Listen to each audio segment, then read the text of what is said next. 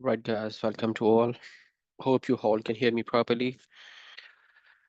Mubin here from IELTS Merit, and we are going to start a free 3 hours master's class. I'll be discussing here about reading, writing, and speaking. We will not start listening part. It will be some other day, by the way. It's gonna be 3 hours long session, so it's for all of you guys. If you guys here just to just to enjoy or just as a visitor, then this is not for you guys. It's for real learners. If someone really want to learn something, so it's going to be a really productive session for them, by the way. um there are a lot of myths we will be discussing about, especially about writing, because people struggle in writing, especially the second part where we have to write an essay. And when people start writing something, they don't know the marking criteria actually. There will be two breaks, one for Asr and one for Maghrib, for 5 to 7 minutes. But class will be, there will be no break. It will be continued, but only for 5 to 7 minutes. We will just relax. Okay, let's start with the writing session. First of all, first we'll be discussing writing, then we'll be talking about reading, and then speaking as well. Talking about writing part for general training student and for academic students, their only task one is changed. For academic students, they just write a report, and the general training students, they go for a letter. Why people go for general training? It's for PR, it's for jobs, but academic, it's for those doctors, or it's for engineers, or for students. They go for different universities, or doctors mostly go for PLAB 1 and PLAB 2 in UK, and general training students for jobs, by the way. Talking about writing task one, it's academic writing task one. There are different kinds of reports. Like mostly what happens, there are three different reports, by the way: processes, maps, and charts. These charts are of more types as well, furthermore. And what about these processes? Processes is of only one type, depending upon the tense. If there are three different types of processes on the basis of the tenses, you can say, right? And then maps, same case for the maps as well. We'll be discussing these things in detail, inshallah.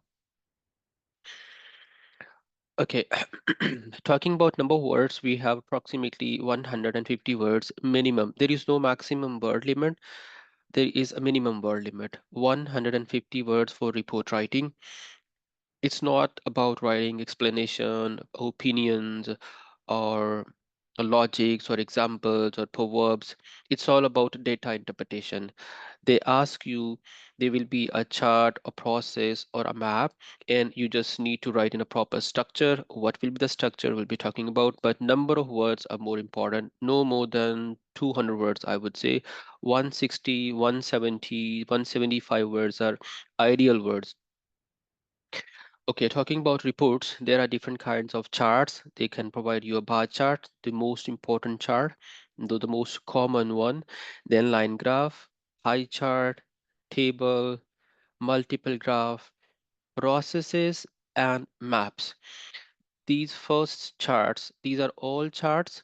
So I just call them one type, and then process, and then a map. What happens whenever people write a report?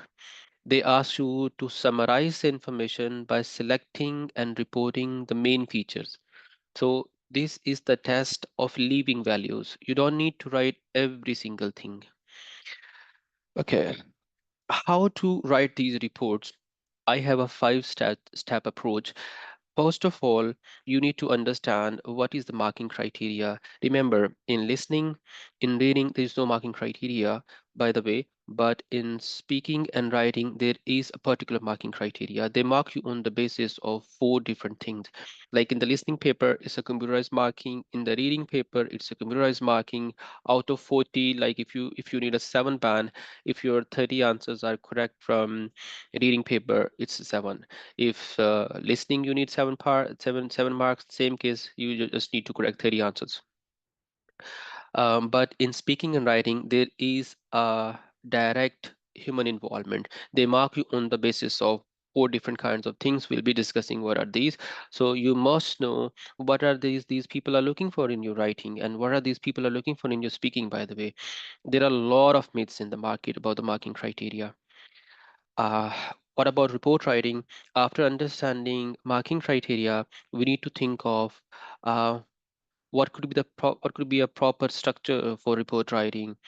Just go for and paraphrase the question in your own words. We need to paraphrase question in our own words. Nothing else. There are different ways of paraphrasing, just by flipping the order of information, by changing you synonyms, close synonyms, by the way, or by changing active sentences to passive sentences.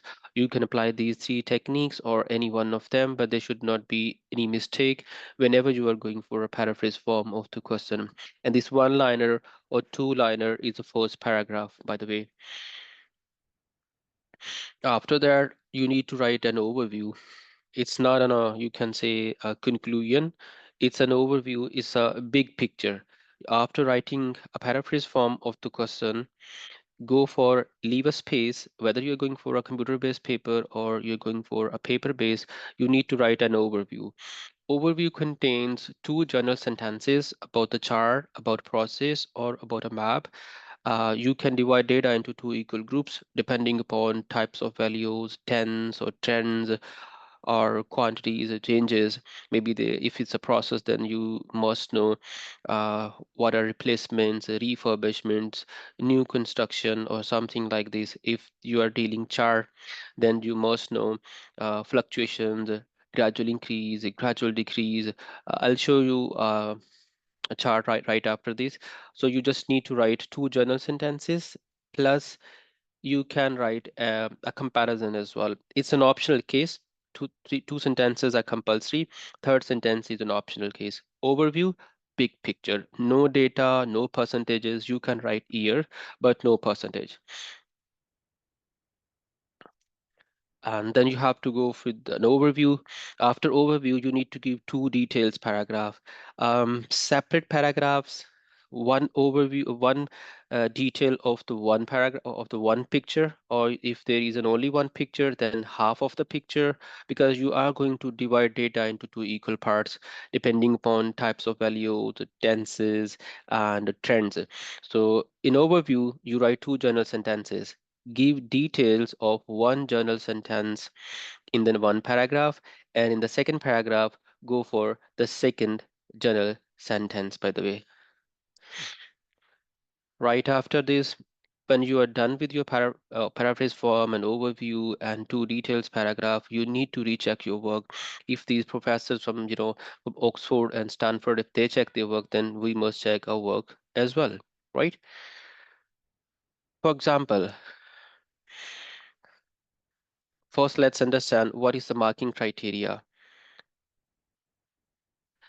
There are four different parts they mark you on the basis of. They don't care about your education, they don't care about your university, they don't care about your dressing, your complex sentences, your complicated or high level words, your great ideas, or whether you're going for a paper base or computer base or wherever you are. A lot of myths in the market. People say, okay, if you go for Faisalabad and you can get a good band score over there because people are not educated, so you'll be getting good score. It's a totally myth, by the way. How can they change marking criteria, by the way? Then people from Dubai and people from Africa, they should come Faisalabad to get a good band score, by the way. It's not possible. It is because people don't know even single I of IELTS. Remember, first thing they mark you on the basis of, I'm talking about task one. So the first thing they check, it's called task achievement, like your number of words. Did you answer the same question? A clear paraphrase form and a clear overview, clear ideas in overview as well. You must know what are you going to write in overview. Same details you need to write in the next part. So task achievement, you need to focus on the paraphrase form of the question, correct paraphrase form of the question, a clear overview, two clear details paragraph, and number of words should not be less than 150 words. Second thing they mark you, they check your coherence and cohesion. What do we mean by coherence and cohesion? Coherence is called relevancy, clear ideas. There are a lot of factors they can produce incoherent answer. For example, wrong use of words, a lot of mistakes, grammatical mistakes, very lengthy sentences, very short sentences, irrelevant detail, a lot more things. Coherence, you need to be relevant and there should be less mistakes. Or if we simply say, they call it easily understandable message. If your message is not understandable clearly, whatever the factor is, they'll not give you band score. This is the problem normally people have in Pakistan, India, Cambodia, Bangladesh, because they start writing a lot of things and they end up at 5, 5.5 or 6 or 6.5 in writing. On average, people are getting 6 band score in Pakistan in writing, by the way, on average. But people from Nigeria, they are good. They are getting good band score. They're getting more score than us because their basics are strong. Cohesion is called use of cohesive devices. Like you heard about cohesive forces like molecular forces. We need to add in the we need to add linking devices. What are these linking devices? Like if you want to contrast, you need to use however, despite, and then you can add for addition, you can say furthermore or moreover. But don't use them everywhere. Where their a need arises, there you can use them. So coherence and cohesion, relevant ideas, easily understandable message, and link them well with the use of linking devices. And then the third part is the most important part, lexical resource. There are two general myths in the market. People are they are stick to it. Let me just show you for this. First of all, let's move forward to a software. You know, all over the world, wherever people want to check your English, at the back end is Cambridge University, right? So IELTS is based on this common European framework of language. Like, what are these? A1, A2, B1, B2. These are all levels. For example, C2 is band 9 and C1 is band 8.5. So let's first check. This is software by the name of Text Inspector, and it is approved by all of these, even though console itself is over there, Cambridge University, University of Bedfordshire, and English UK. Remember, there are two myths. People say go for high level words and a lot of words. If you want to get a good band score, you should go for these two myths. But we need to believe these people who are real evaluators of English worldwide, not those people who are teaching English online on the YouTuber or they're YouTubers or they have different IELTS schools. So let's ask from them. I'm gonna copy one article from the world's best English website, and it is BBC, because English belongs to England, so obviously they have best English articles on the planet. Let's check now. uh, this is for you guys writing task too as well. If you're looking for topics, then you can check nowadays what kind of topics they are giving you guys. Sports, it could be business, it could be innovation, culture, arts, travel. So such kind of questions normally they ask in, and technology as well, you can say. Innovation is kind of technology. Let's copy one article. I'll go for sports and cricket. I'll be copying one article, and this software will be evaluating and telling us actually what kind of words and what do they mean by lexical resources. Let's copy one. Okay, let's see.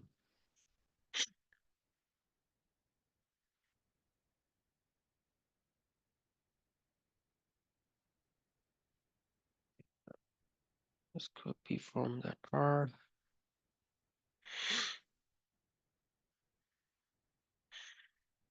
Okay.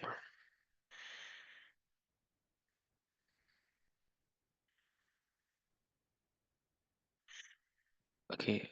It will provide us a proper flow. There will be charts, graphs, bar graph, and then they will mention number of words as well. Okay. We pasted an article from BBC, and from this part you can see A1, A2, B1, B2, C1, C2. So they have used more A1 words. 41% words of the article are A1. And what are these A1 words? Like of, the, by, to, on. These are very common words, by the way. And then A2, then B2, then so on. And these high level words, I don't know where this word come from. High level, there is no high level in English. And then less percentage of C1 as well. Okay, so the first myth was people say use a lot of high words, but they are saying use a lot of simple words. So one myth gone.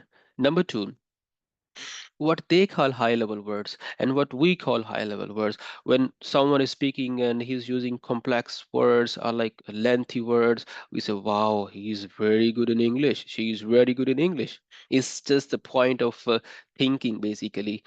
This is normally what happens with people as well. Whenever people come to me here at IELTS Merit, we talk about their English background or their education. In the end, they said, my grammar is not good. I think my vocabulary is not good. Probably the grammar or vocabulary of the brain is not good. Even after master's degree, you guys don't need to learn more words. Words you already have, use them according to the collocation. Okay, let's see what we have. See, there is a proper list of words with proper levels. See, do you really believe proceeded to is a C2 word? Eventual is a C2 word? Do you really believe? Talking about is a band 9 word? Do you really believe?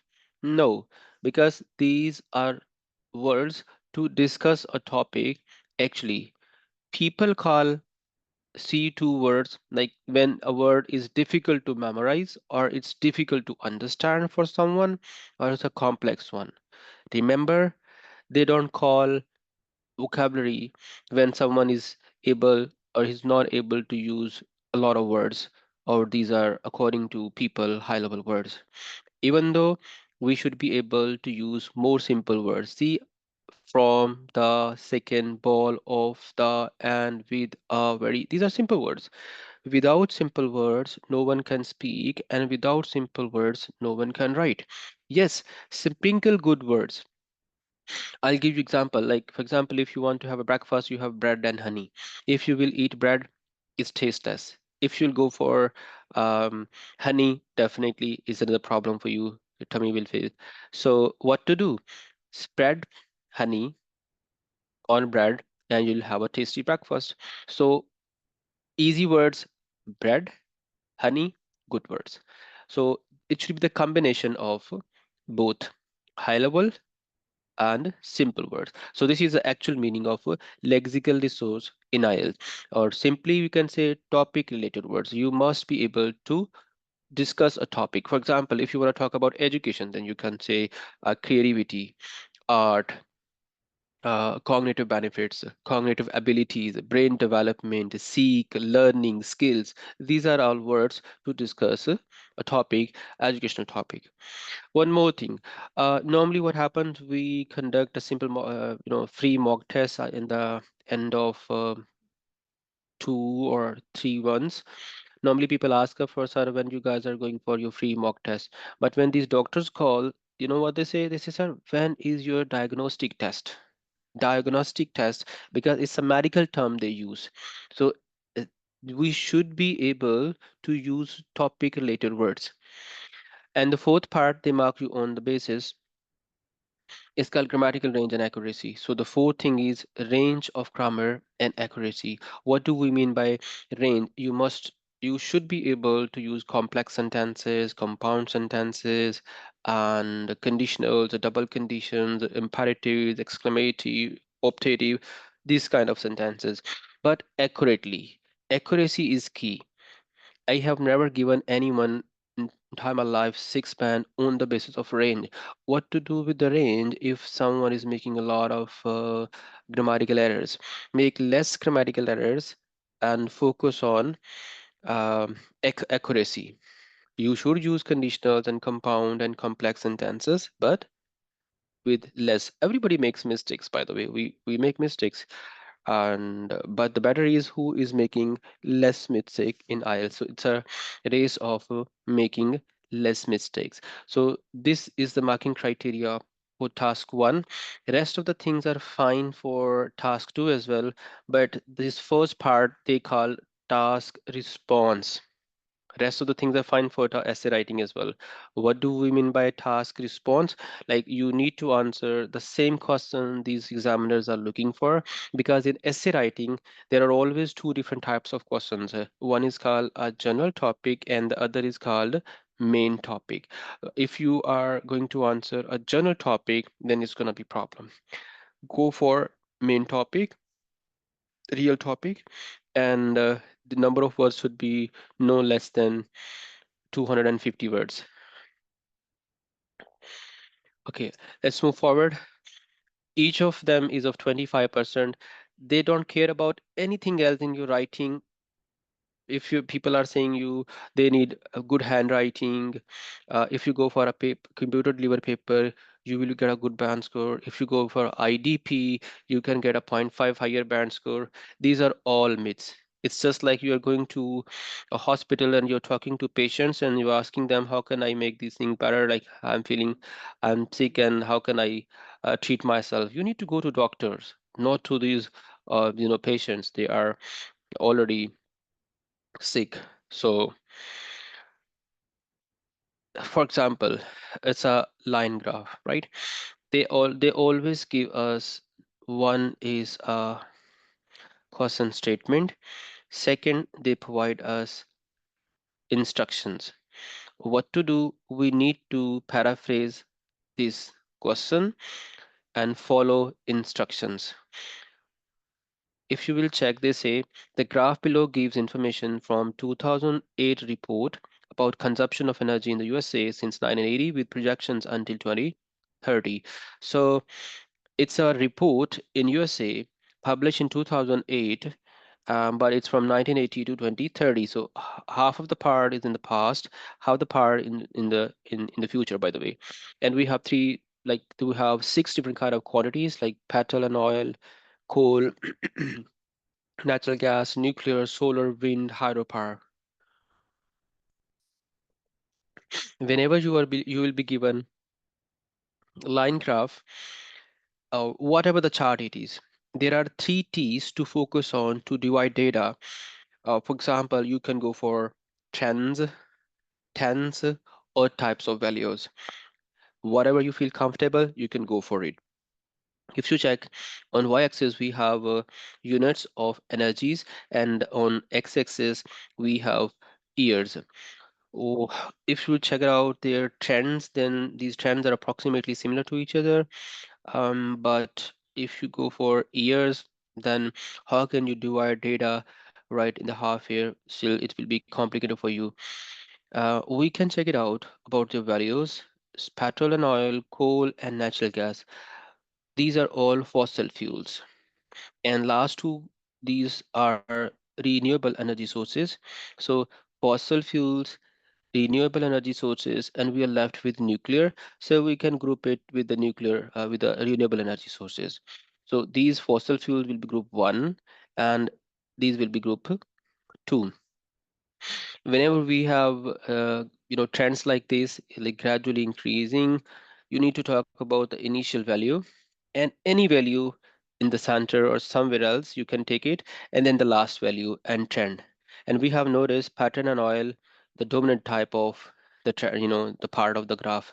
Number one, coal was natural gas was number two in the past, but in the future, it's gonna it will remain constant and will be number three. Talking about coal was number three, but after some fluctuation, it overtook, and coal will become the number second used fuel, and these are minor.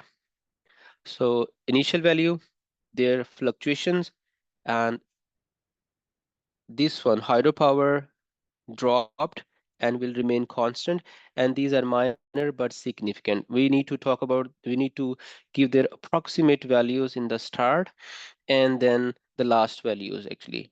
And remember, whenever you have 25%, it's gonna be one quarter or quarter, 33% third, 50% half, and try to convert few numbers into words. Like if it's like 24%, you can say approximately quarter. If it's like 26%, you should say just above or just over. Now, what happens when you have 93%, you have 89% marks, you always say, I have approximately 90% marks. But when you have 93%, you mention, I have 93% marks. You never say approximately 90 because it's above. So you should say just above when you have 26, well, just over one quarter, 52, 53, just over half, 34, just above third. Okay, how we'll be writing? We will be paraphrasing this question and giving one sentence about the one group, one sentence about the second group, general sentence in overview, and then details about their values. For example, we'll be writing introduction. Introduction is called only the paraphrase form of the question. Then we write an overview, we write two general sentences and one comparison if it is. Because if you check in instructions, they say summarize the information by selecting and reporting the main features. So it's a summary of main feature and selection of main features and reporting of main feature. It's not going to be explanation and making comparisons where relevant. So it's optional case. Remember, it's a summary and reporting. No proverbs, no examples, no explanation, no conclusion here.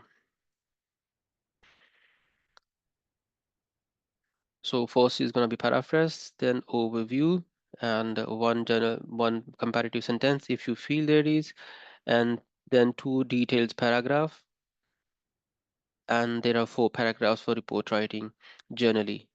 And you can even write these two paragraphs, you can merge them and merge them as well. There are 150 words, so I would say approximately 50 to 55 words in last three paragraphs, even though um, you can write 15 to 20 words maybe in the first paragraph, because the paraphrase depends upon the question already given. You can't explain.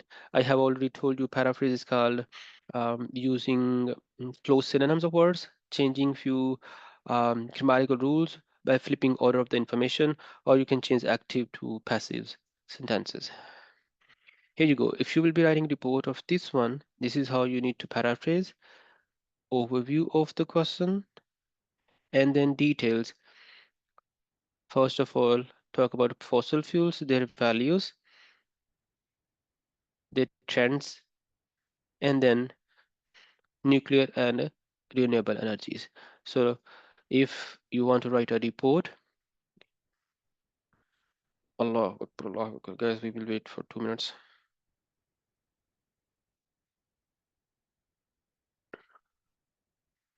Allah Akbar, Allah Akbar.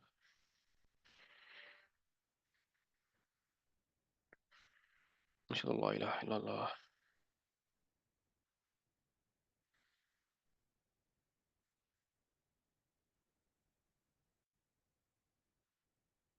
Ashhadu an la ilaha illallah.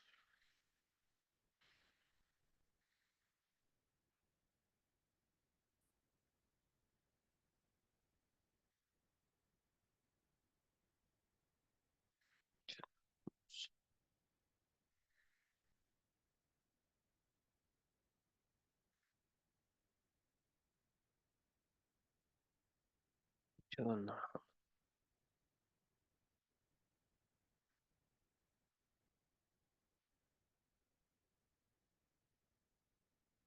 Muhammadan.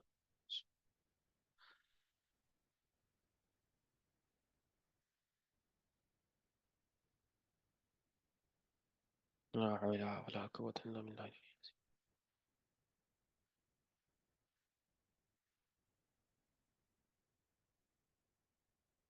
لا حول ولا قوة إلا بالله.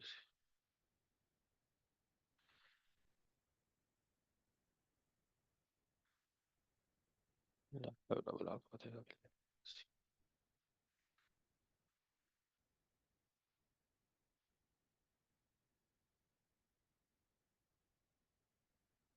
الله أكبر الله أكبر.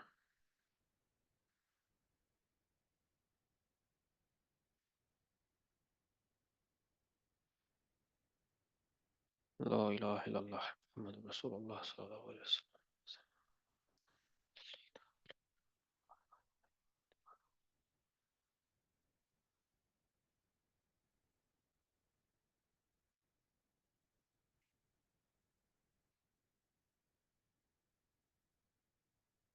Okay, so it's the first part. Whenever you will be given report writing, if it's a chart, follow the same pattern, but division of data is a main key. Go for paraphrase, overview, and then two details paragraph. Whatever it doesn't matter. It's even if it's a process or a map. For process, there are sequencing words you need to use. If it's a process, a map, then you need to use a mapical language. But the pattern of the report remains same. It's a summary, no examples, no explanation. Okay, let's move forward. Journal training writing task one. For journal training students, they have to write a letter, by the way. And these letters are of two types, formal letter and informal letter. What happens in the formal letter and informal letter, when you're writing to a friend or family, it's gonna be informal letter. If the guy is not friend or family, it's gonna be formal letter. There is no semi-formal, there is no semi-informal. These are, I don't know, there are a lot of problems going on YouTube. There is nothing about semi-formal or semi-informal. There is only formal letter or informal letter. That's all. And what is the big difference between these two things? Your tone throughout letter should be formal, and tone throughout your letter should be informal if you're writing formal letter or if you're writing informal letter. There is no formal language, there is no informal language, there is no kind of words only. Like if you're writing a formal letter, avoid writing, if you will be writing one informal word there, it will make a mistake. Is there a mistake? No, it's okay. They are gonna mark you on the basis of your complete performance, not on the basis of your one mistake. What to do for the formal writing?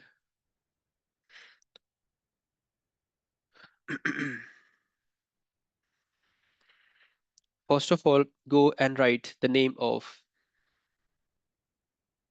like if you're going to write a letter to, let's get the joining. For example, if you are going to write a formal letter, write dear sir or madam. You want to write comma, you don't want to write a comma, it's okay. You want to write on left or right, it's okay. You can go for left. Write this dear sir or madam. And the next line is important. Why you are writing this letter? To write this letter, you need to understand actually what is a situation. But tone, definitely you need to be focused on the tone as well. This is the first line, first paragraph, only a one or two liner paragraph, just why you are writing letter. And then space and go for, they normally ask you to answer three questions in letter writing.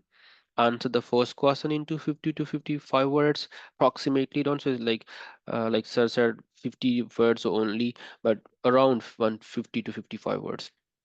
Then answer the second question in the next paragraph, then answer the next question in the next paragraph. Four clear paragraphs, and then close and go for general things like you're faithfully, you're sincerely, or something like this, and full name. Whenever you're going to write a formal letter, you need to write full name there. For informal, first name, or only one name, you can write the last name. This is the structure of writing formal letter.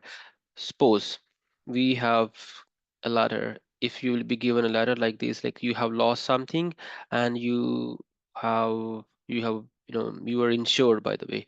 So you need to write letter like this. Whatever the letter is. See, I'm writing to inform you that you can, if it's an informal letter, you can't start like this. If you say, like, if you're talking to your brother, you say, let me, I want to tell you about, he'll say, hey, hold on, bro. This is not the way to talk. Like, I'm your bro. So if you will be talking to your boss, like, let me tell you about, then he'd say, what's that? Let me tell you about. It's an informal tone. I'm writing to inform you that it's a formal tone. So throughout you need to keep the things.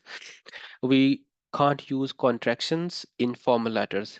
We we should use contractions in informal letter. For example, we have to write an informal letter.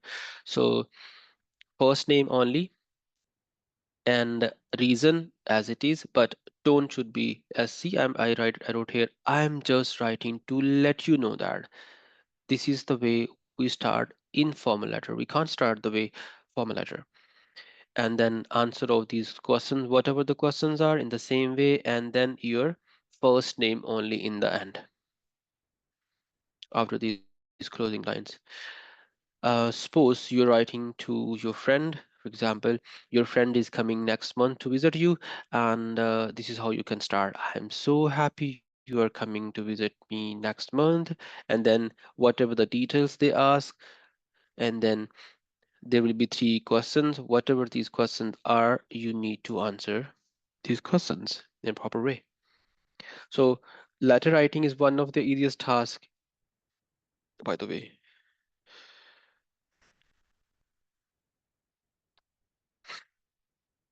So real part, if for example you have this one, uh, you have seen a job advertisement online for someone to live with a family in Canada for 6 months and look after their 6-year-old child. And we have these three questions. Leave a message here, leave in the chat box. Do let me know, is it a formal letter or informal letter? Quickly, you guys have 1 minute.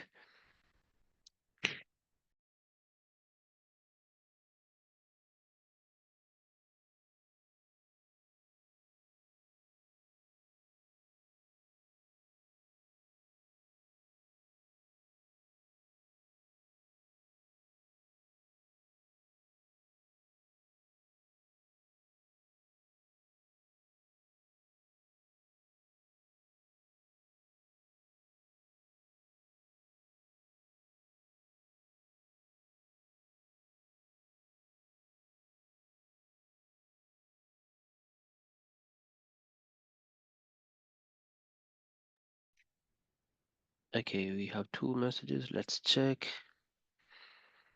Alaikum assalam wa rahmatullah. Nine.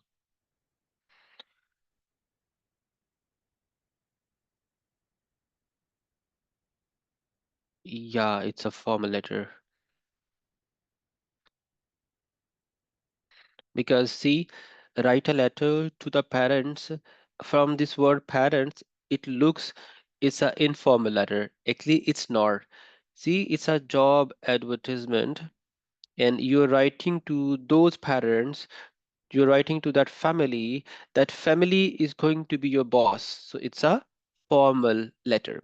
And how to write its first line, like, um, see the properly understand question and think of how you can start first line, because writing answers of these questions is quite easy. Explain why you would like the job, give details for of why you are suitable for the job, say how you would spend your time, free time, while you are in Canada.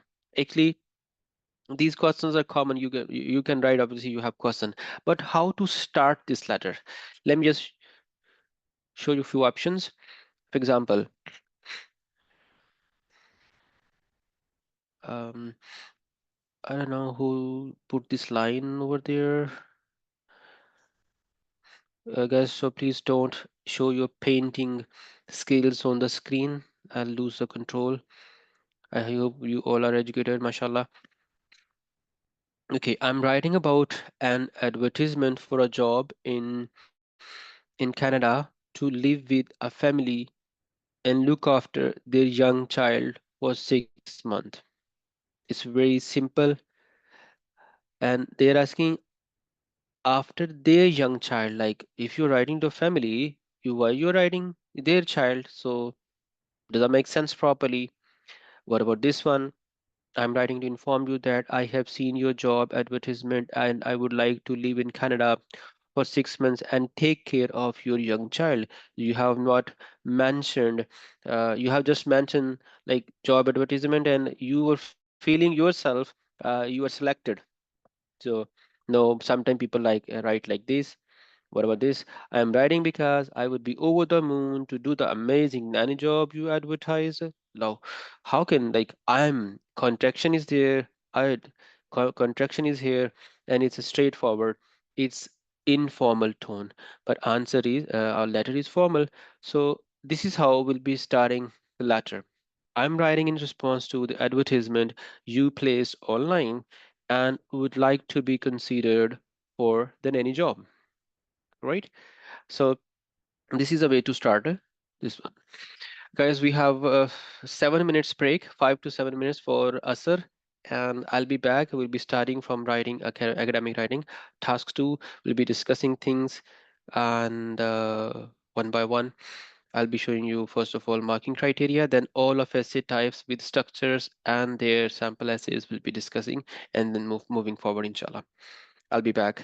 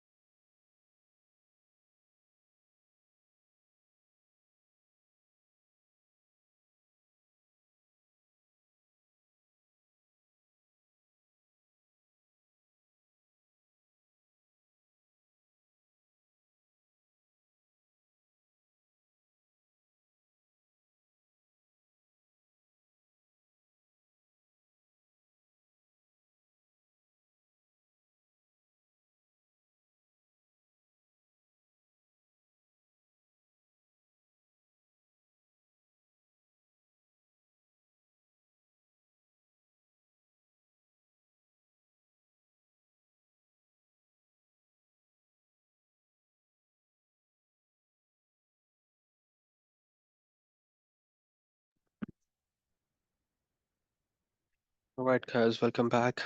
Assalamu alaikum warahmatullah.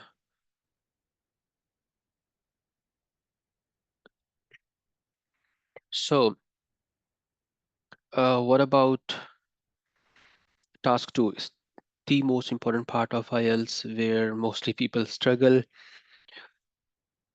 It is similar. It's not similar. It is exactly same whether it's a GT paper or it's an academic paper. GT stands for Journal Training and AC stands for Academic. Marking criteria same, topics are same, quite similar. Normally, we have to write an essay in this part, and there are 5 different types of essays in this part.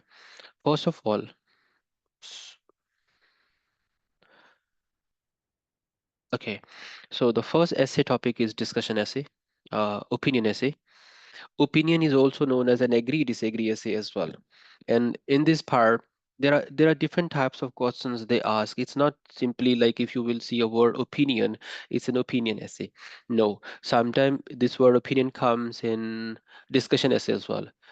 I just call opinion essay whenever it's an agree disagree essay. There are different question prompts, by the way, as 3 of them you have seen, like do you agree or disagree? Uh, to what extent do you agree or disagree? Do you think it's a positive or a negative development? Do you agree? What is your opinion? These are all opinion essays. In this essay, you need to take one side. Like if they're asking, do you agree or disagree? Don't say I'm partially agree or I'm partially disagree. No, you should say I completely agree or I completely disagree. And don't talk about disagree if you're going to agree. Give 2 reasons for agree. If you disagree, give 2 reasons for disagree. How to write, we'll be discussing. And the second essay topic is the most important part, discussion essay. Here, there are two more types as well. In discussion, there are 2 types. One of them is in front of you, discuss both views and give your opinion. Like they say, discuss both sides of this argument and give your opinion. It's a discussion essay. Sometimes there is a simple part like discuss both views, that's all. And then we have a causes, effects, problems, and solutions essay. They give us different problems, and then they don't give problem, they give us a scenario or a circumstances or a phenomena, and then they ask her what are the problems and then what are the solutions actually, and sometimes causes and effects as well. Both parties advantages outweigh disadvantages. They say here we have they ask us to just simply discuss advantages and disadvantages.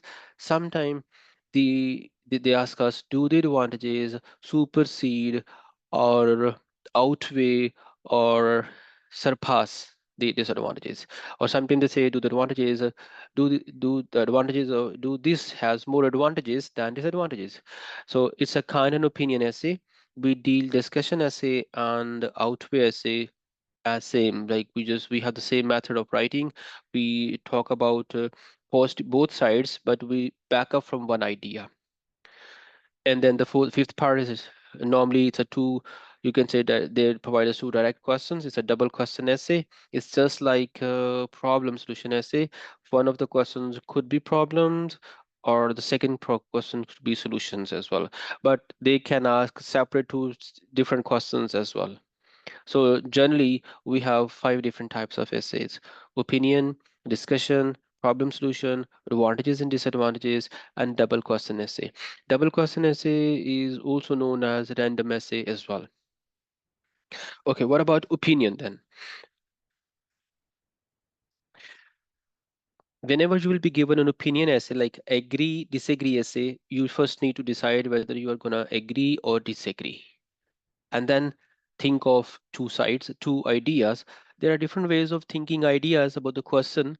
Like there are brainstorming, which is based in IELTS, but because brainstorming means thinking of a lot of ideas. But if you're thinking a lot of ideas, then most of ideas vague ideas.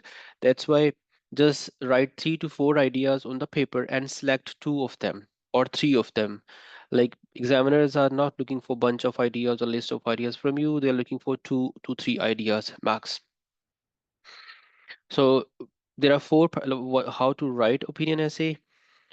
There are 4 paragraphs. Number 1 is called an introduction. It contains 3 sentences, then the other part, then the other part, the other part. What about introduction?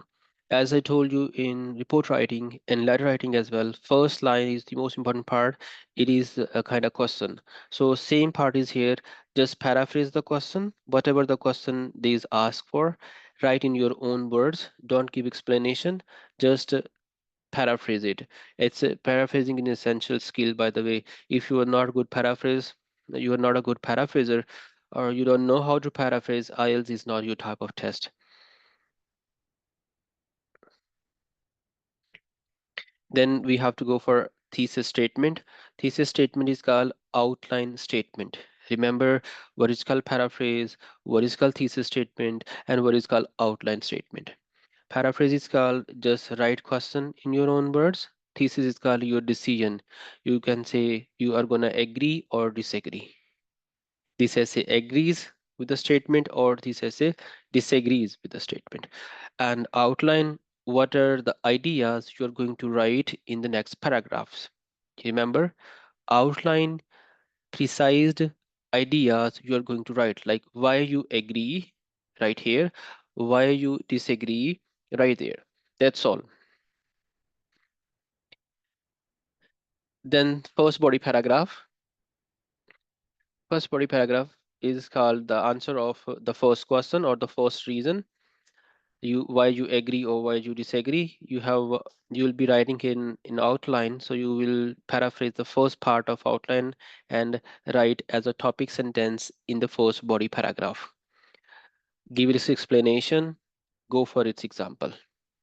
Second body paragraph, go for the second idea, take it from outline as a topic sentence, go for its explanation and example. And remember, these topic sentences, mostly people try to impress examiners with their writing. They go for, they try to create interest or try to make it complicated. Topic sentence is not a chance to hook the examiner, by the way. This is a chance to tell the examiner what is your paragraph about. Give its explanation. Explanation is most important part. It's just like meat in the burger. What happens? Mostly people give extra explanation there. What we need to do, examiners ask a lot of questions in the speaking paper, but in the writing paper, examiner is not there, but his questions are there. Answer the question, so what? If you agree with some point, then explain why or how, and that's all. And then example is another way of making examples, because we here at IELTS Merit, we in details we work out how to build examples and how to write examples. But now obviously we can't give every single thing here. It's going to be a very lengthy session. We are already covered 1 hour, and we still there are 4 more essays. Then listening is reading is there, and writing is there, speaking is there as well. But I will simply say example is a precedent set by someone, or you can, they don't care about what example is exactly. They just want to know, do you have an ability to quote example? That's all. You can, you know, fake it as well. No problem. I'm not preaching for to lie, but it should look like an example. What about conclusion? Conclusion is a part where you have to write your introduction again. Whatever is your introduction, write them in a 1 or 2 sentences, like paraphrase, opinion, and your ideas. If you are not able to write your introduction again in a paraphrase form, still you need to learn how to paraphrase. Sometimes people start writing, mostly this has happened with doctors as well. They start writing new ideas there in a more explanatory form. Remember, whatever was your introduction, right here, starting with in conclusion or to conclude. And that's all. That's it. There are 4 paragraphs. For example, now you have discussion essay. For writing discussion essay, you need to back up from one idea. Paragraphs are same. You need to give introduction, same cases, paraphrase form, thesis, and outline. Here outline both sides.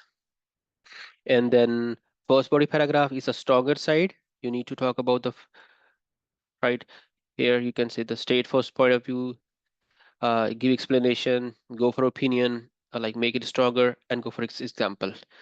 And second body paragraph is a second side because they are asking for your they will be asking for your opinion. They say discuss both views and give your opinion. So you need to make one side stronger and the other side weaker, by the way. So it's going to the second point of view, state but make it weaker and give example against it. You will be discussing both sides but making one side weaker and the other side stronger. Then in conclusion, same case, whatever is your introduction and you're favoring, just go for it.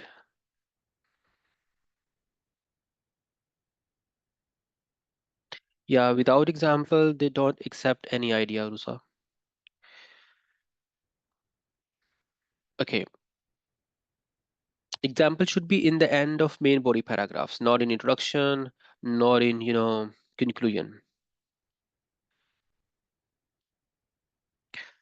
Okay, so next part, problem solution essay. It's just like a double question, but obviously you don't know how to write double question. So first let's understand problem solution. They provide us a scenario, then ask for what are the problems and what are the solutions. You don't need to write problems, you don't need to write solutions. Like if you are going to write one problem and you are going to write one solution, ultimately you are going to achieve the task, by the way. You don't need to worry about. But still here in Pakistan, people ask for, sir, how to write 250 words. You're writing one problem and one solution. Sir, you don't know. There is mostly we lack in words. So then definitely you can go for two problems and two solutions. So first think of thinking. Remember, thinking and planning is the most important part. Don't directly start writing IELTS essays or report. 5 to 10 minutes plan first of all. Try to identify what type of question you have. Go for analysis. What is an actual topic and what is a general topic? Go for what are the ideas actually? Is equal idea generation. Write on the paper. Then select ideas from them. Then develop them properly. Think of examples, then think of what is going to be structured, and then start writing. If you will not be practicing these things at home, then how can you perform these things in the examination center? So it's like this. It's all about your practice and perfect practice, by the way. Practice doesn't make perfect. Practice makes things perfect, permanent. You should have a perfect practice to make things perfect. Okay, in case of problems or solution essay, we have same structure, introduction, two main body paragraphs, and one conclusion. But in introduction, no, we don't need to add any thesis statement because they are not asking about our opinion. Paraphrase the question, whatever the question is, and then go for outline. What do we mean by outline? Problems and solutions, precise form. Just tell them this is a problem, these are the problems and these are the solutions. Normally the people ask her, you're telling every single thing in introduction, what we will write in the next paragraph. No, we are not telling every single thing. We are just telling them these are the problems, these are our ideas we are going to talk about. Name them. And then first paragraph is about the problems paragraph. State both problems in a sequence you have written in outline. Explain first problem, explain second problem, and give the example of the latest discussed problem. If you have problems, if you have one problem, then state problem, explain it, and give example. That's all. In solutions paragraph, follow the same sequence you have here in outline for the solutions. Just state them as a topic sentence in a paraphrase form. Take it from my outline. The last part of outline is going to be solutions, like here, and then explain first the solution, explain the second one, and give the example of the second one. Example of the second problem, example of the second solution. You can't give example, you can give example for both problems and both solutions, but it's gonna be very lengthy answer. So don't write more words because if you will be writing more words, there are chances of making more mistakes. In the conclusion, ultimately, it is your introduction. Write your introduction again, starting with in conclusion, or to conclude. Don't make your essay writing fancy or don't use any flowery language. People make and people start creating interest in your language. Don't create interest in your writing. Even though your writing is boring, it's okay. See, you write same things again and again, like you wrote here problems and solution. Again, you are going to write problems here in a paraphrase form. Then you're going to write your solutions here. You have already written an outline, and in the end, you're going to paraphrase your introduction again. Yes, you are going to write same things again and again. It's about a repetition of ideas, not repetition of words. Repetition of words is going to decrease your band score, not ideas. Okay, cool. Let's move forward to the second last essay. Advantages outweigh disadvantages essays. It's very important essay. um, Whenever it's a simple advantages and disadvantages essay, it's just like problem solution. Paragraph introduction, state your paraphrase your question and give and problem advantages and disadvantages. One paragraph, give advantage, explain example. Second paragraph, drawback, explain example, and then in the end conclusion, whatever is your introduction. But when they ask for, are you in the favor of advantages or you in the favor of disadvantages, then it's a problem. Outweigh, it's not outweight, it's outweigh. It means supersede or surpass. Like if for example there is a question, do you think how um, do you think um, advantages of having a private jet outweigh the drawbacks? Advantages of having a private jet, right? Think of what are the benefits of having a private jet. It has a lot of benefits like convenience, status. Wherever you want to go, you can go for. There's no need to wait for the queue, uh, a lot of things. But what about drawback? It has a very heavy drawback. It's really, really expensive. So you should not say its advantages are outweigh disadvantages. You'd say its disadvantage outweigh drawbacks. It's about quality. It's not about quantity. But still, I wrote here two advantages in my sample essays normally, or disadvantages if I'm gonna favor. It's only because people on demand, but for the international students, they know that how to get score. A better thing is make your first side stronger, not with numbers, but with your comments, with your ideas, with your sentences, by the way. And when you will be making other side weaker, automatically you will find result. So whenever there is a advantages outweigh disadvantage essay, it's just like discussion essay. How we need to write an introduction, as we always do. First is called a paraphrase form of the question. Here you need to write a thesis because it's a kind of opinion. You need to decide which one outweighs the other. Then we have to go for our outline sentence. It's gonna be, you should say, over the course of this essay, I'll discuss A and B are the primary advantages of blah, blah, blah, clearly outweigh the drawback, which is blah, blah, blah. Or you can say, which is, uh, even though you can say which is a flawed argument or which is not valid.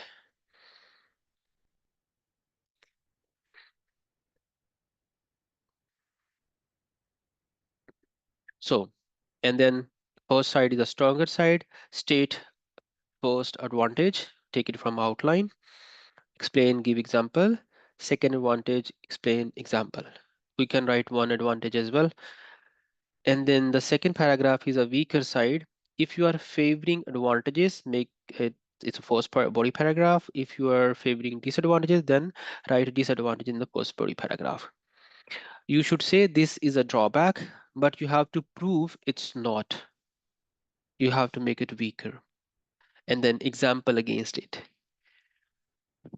And the conclusion, as it is introduction, go for your question, decision, and ideas here. You have to restate your position again, by the way. Clear? Okay, simple advantages and disadvantages is very simple. You just need to write an introduction without thesis statement.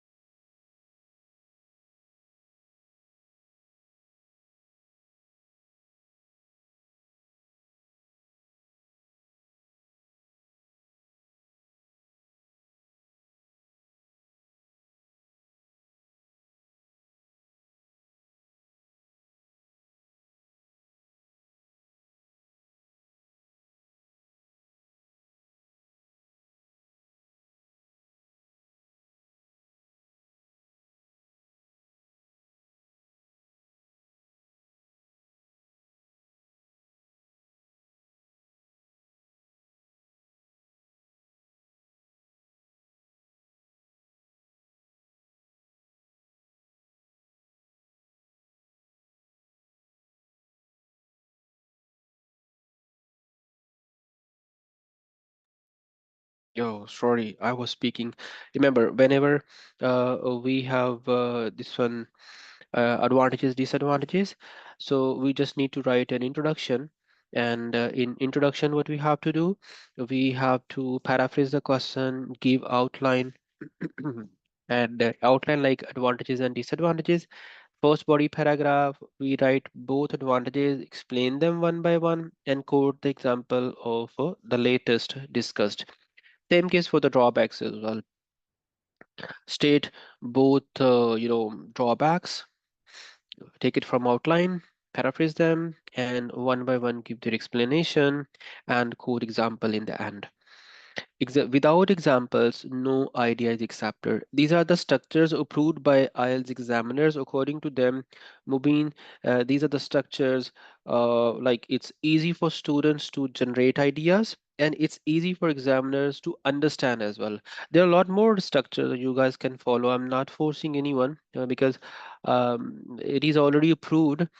Our students at IELTS Merit, they have achieved, alhamdulillah, a lot of 8.5 bands in writing, especially 8, only because of their educational backgrounds and our training and these structures, because it's easy to understand. Never make your essay writing complicated. They don't need complexity from you guys. This is problem with doctors and engineers. These doctors are very, very intelligent people on the planet, and they try to impress people. The problem is that, and then they use very complex sentences and complex structures.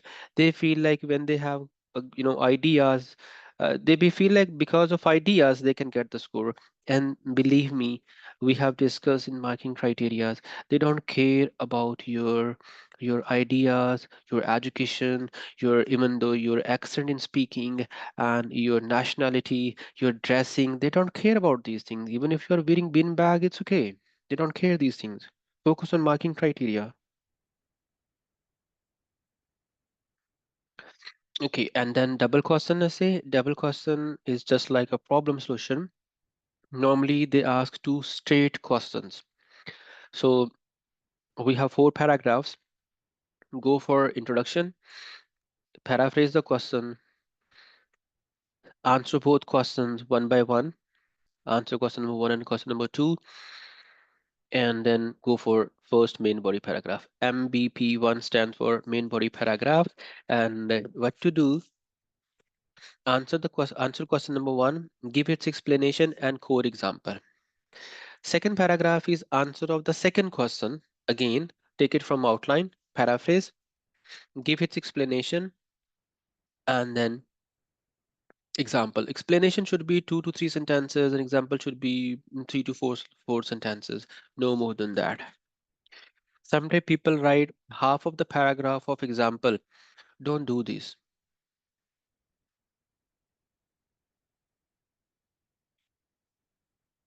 And then conclusion we have. In conclusion, we write our introduction again. Like question, answer of first question, and answer of the second question. Right done. Is there any question about writing part?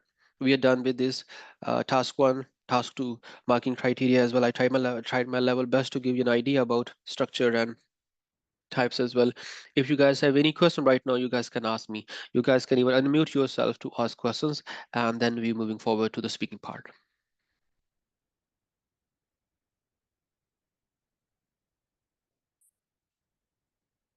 Or you guys can type if you wish.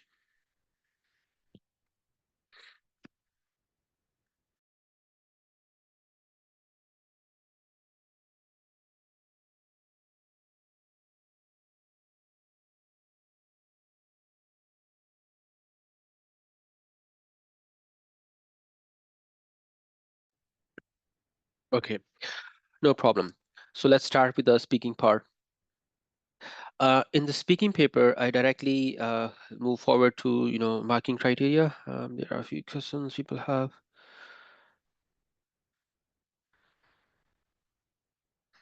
Yes, by the name of Techno. You can type a message, please, if you have any message. Can you?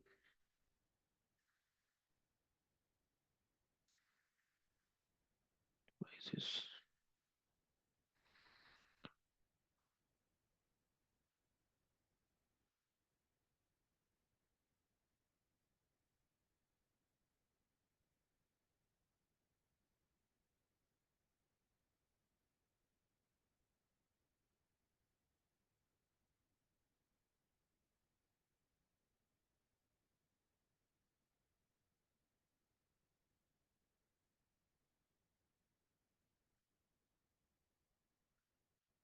Okay, right, guys, let's move for the speaking one.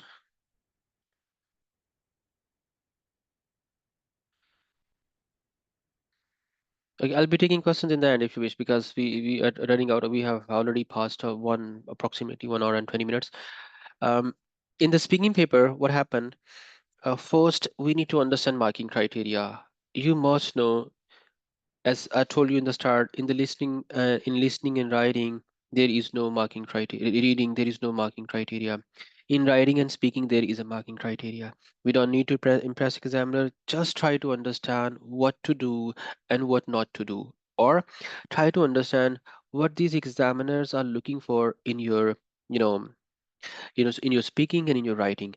What about speaking? IELTS is the only test on the planet which is the, one of the credible tests. Like there are different tests as well, like TOEFL IBT, IELTS indicator, PTE, Pearson test of English, Duolingo, Langsert, a lot more. That they're not at that level at IELTS is, because IELTS is a test of real life skills. You enjoy your studies as well later on after being trained for IELTS. What these people are looking for in your speaking: number one, they are, first try to understand what is coming up, by the way. uh, there are four parts actually. They mark you first. Let's check it out. What about the time? Overall we have 11 to 14 minutes for the test, for the speaking paper. And it could be face to face, or it could be a video call. And but if you, even if it's a video call, it's going to be in the examination center. IELTS paper is there. Paper, online is available, but in all in Pakistan, it is different country, different parts of the planet, but not in Pakistan. But there is a computer-based paper as well. But now there is one more news in the from 8th, 9th of the March. IELTS, there will be no IELTS, even standard IELTS as well on paper. Every single IELTS is going to be computerized from 9th of March. So you guys have 2 months only. If you want to appear an IELTS on paper, you guys can take this opportunity. And they are, I think, fees is less for computer deliver, but for paper deliver, fees is approximately 74,000, I think 500. Okay, they mark you on the basis of four things. First thing is they mark you on the basis of fluency. Number two, coherence. It's the one marking criteria. What do we mean by fluency? It's sometimes people say it means continually speaking, there should be no break. No. How can we do that? No one can do that. We have to take breaks sometime. Actually, um, for example, if someone is asking me, for example, someone is asking me, where are you from? So I say, I am from Lahore, which is often known as City of Gardens. It's not fluency, it's a robotic delivery. And if someone is asking, um, same question from Mubin, where are you from? So I say, I'm from Lahore, which is often known as City of Gardens. It has a lot of historical buildings and monuments. It's not fluency, it's speed actually. So um, then what do we mean by fluency? It's a natural style of speaking, the way normally people speak in your tongue, in your mother tongue. So follow the same pattern. Don't try to pretend something you're not. Fluent way, yeah, you can take pauses, by the way, but pause should not be more than 3 seconds. Actually, there are two types of pauses. If you're speaking the natural way, you can take pause. For example, the pause they accept it is a native speaker pause. When you are thinking about about content, it's okay. But if it's for self correction, like for grammatical or for maybe thinking of words, then it's gonna be a problem. What about coherence?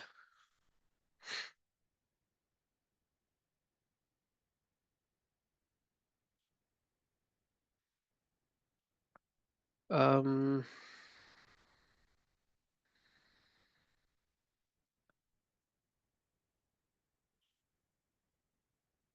okay, one of the guys want to ask question. It's the name of Techno. Okay, let me just unmute himself.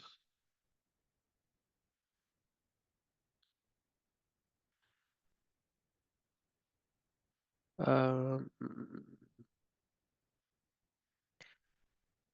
where is this guy? Okay, I think he joined. She'll join it. Okay. Assalamualaikum, sir. Ji, walaikum salam. Sir, I have a one question in essay. Mm-hmm. Sir, you told that you have a double type essay, na? So, Double. sir, uh, double method type essays. For example, essay has two or more types. Number one is agree or disagree. Number two is description. Number three is what is your preference. Talk This about one. the. Question is in front of you. Yeah, question is in front of you. Is it? You're talking about?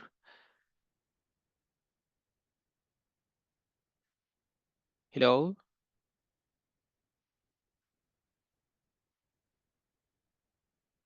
Yes, please unmute yourself. You can ask now. Yes, sir. I will say that if you have any types of essay, you will first we will do the introduction. The second we will have to put for the some reasons or not. Where reasons? You're talking about introduction or main body paragraphs? For example, if I talk about the agree or disagree type essay, Uh-huh. so we will say that I strongly agree or disagree at this statement. So it is true for the two main reasons. So if Mm-hmm. I talk about the reasons or anything else which I put, what is the best way to deliver these types of essay? For example, if I talk about the description, describe about the city populations types. So what we have to do it, if I talk about the rephrase the first or two lines, then we will continue for the problems or solutions. So this type of So I have. you are talking about every different essay. Actually, you're talking about problem solution. You're talking about explanation and agree, disagree, and reasons. Actually, remember, what is your name? My name is Saad. Saad. Saad, listen. First, you need to identify what type of question it is. Number one, right? Okay. After identification of the question, then you need to think of ideas Okay. and then go for and write an introduction.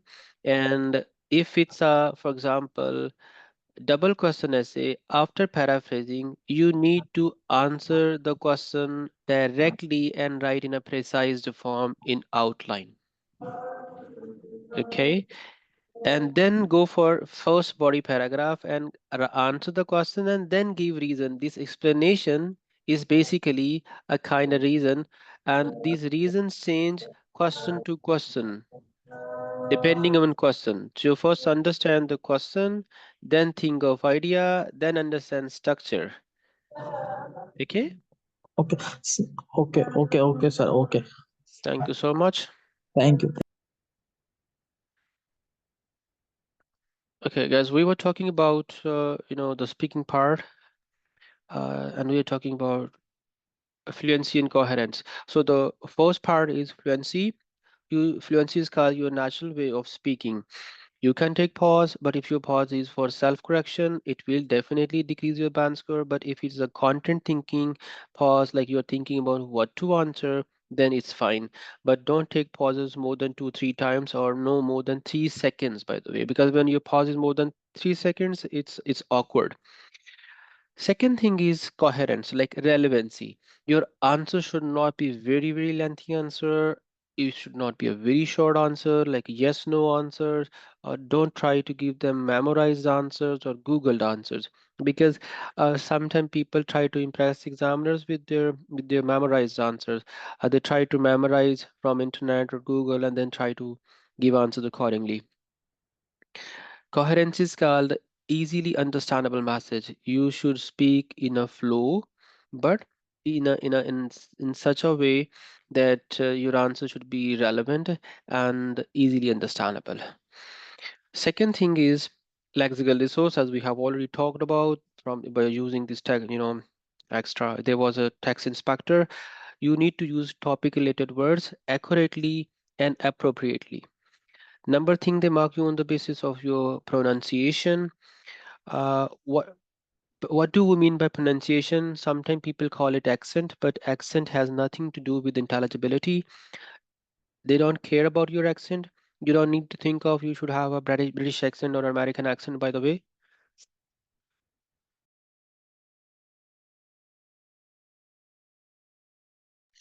So, what do we mean by pronunciation? It means you should speak, and every single word should be understandable by the examiner. Like it's about phonological features. It's about phonetics. For example, we have a word Peter, Peter. You can say Peter or you can say Peter. Car, car, uh, tiny. If someone is using this word tiny and he's or she's saying tiny, that's a pronunciation problem. Examiner should understand your words, not accent. What about the last part is the grammar. You should make less grammatical errors. Clear? So they mark you on the basis of your fluency and coherence, your words, your pronunciation, and grammar. Anything else, if someone is telling you you should have proper Gucci Armani dress or something, you should have confidence, you should have a proper body language, hand gestures, you should have smile in the face, you should have proper good greetings and eye contact. These are these things are just waste. Focus what matters. What to do with the confidence if someone is making errors confidently in front of the examiner, and if you're having eye contact and you'll be sitting in front of the examiner 11 to 14 minutes. How can you look into the eyes? It doesn't look nice, by the way. So the most important things are your answer should be fluent, relevant answers, use topic related words, and it should be understandable. And your tone should be not very low, not very high. It's like it is called intonation. You need to know word stress, sentence stress, collocation, and connected speech actually. The first part, let's talk about first part. It's a 4 to 5 minutes part. Here examiner first of all will introduce himself. Like for example, I'm your examiner, so I'll say my name is Muhammad Mubin, I'm your IELTS examiner, center number is PK01, is IELTS academic or journal training, computer level or paper based, and then he say what's your name. So he'll be asking first of all what is your full name. Sometimes people they ask a question like they say what is your full name, they say my name is Muhammad Mubin, you can call me by first name Mubin, my second name Mubin. He's not asking you to call what to call you. He's asking you what is your full name. Just simply tell them your full name, and that's all. You can say my name's Muhammad Mubin or Muhammad Mubin, and then you can they will be asking about your nickname, like what can I call you. If you have a nickname and it's shareable, you can share with them. Or after that, they ask about your identification, like your CNIC, your passport. Like in India, they ask for Aadhaar card, and then they ask about where are you from. These four questions are common, and these four questions are not the part of test. So don't worry to thinking about these questions. Stay calm, relax. After these four questions, they'll start asking questions about everyday life topics. Uh, it's because it's an introduction and it's all about yourself. You can't make it wrong. This first part. They just want to make you feel comfortable, and it's not their duty to make you feel comfortable, by the way. They ask about your study or work or puzzles, number puzzles and word puzzles, floors, colors, furniture, neighbors, such kind of things. And this is the part where you should not drag answers. 2 to 3 sentences are more than enough, by the way. If you can handle complexity, then go for it. If you can't handle complexity, don't create it. Simple, straightforward answers here. Not very straightforward, like you should be speaking 3 to 4 sentences. Ask yourself, is it a satisfied answer? Sometimes they ask, do you like reading? So some people say, yes, I like reading, and they stop. The examiner will stop looking into you, as your face, bro, say something. You should say, because if you are not speaking more, like not more in a sense, if you're not, if you're speaking really one sentence's answer, then you are telling the examiner, sir, don't give me more band score, I don't deserve it. You have to open your mouth and say something in front of the examiner. This is the speaking test going on. In the first part, there are different techniques to speak. For example, I just call it an R technique. R mean just go for and directly answer the question, give reason and core example. Answer the question, give reason and core example. For example, someday they ask, do you like do you like cooking? Then you can go for yes, I really love cooking, especially on weekends. And last weekend I cooked biryani for for my family or for my friends. So 2 to 3 sentences.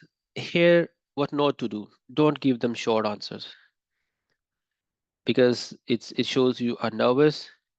Try to add few sentences and don't give them very lengthy answers and Google answers and memorize answer in the post part. Sometimes people ask normally, sir, what are the common topics they are asking questions? I will ask, why you are asking these things, sir? I want to learn. But don't do this. You should fly in front of the examiner. Don't force yourself to speak about particular topics. They are testing your clear, it's a test of clear communication. Believe me, it's not the test of memorization or your knowledge or all that. You know answer, it's okay. You don't know, it's okay. Silly things in a nice way. But language is English. So this is the first part. Right after the first part, after 4 to 5 minutes, normally they ask 2 topics or 3 topics combination. And what kind of questions these are? They can say, they ask, are you working somewhere or you are a student? And they can ask about, do you know your neighbors? What kind of neighbors do you have? How often do you meet them? If you will be given a chance to choose your neighbors, what kind of neighbors you will choose? How often do you watch TV? What is your favorite TV program? Uh, how much furniture do you have? Like things like that, right? Second part. Remember, there are 3 parts and every part tests different kinds of skills. It is known as Q card. It is CUE, not QUE, by the way. So it's about approximately 3 to 4 minutes. What happens in this part?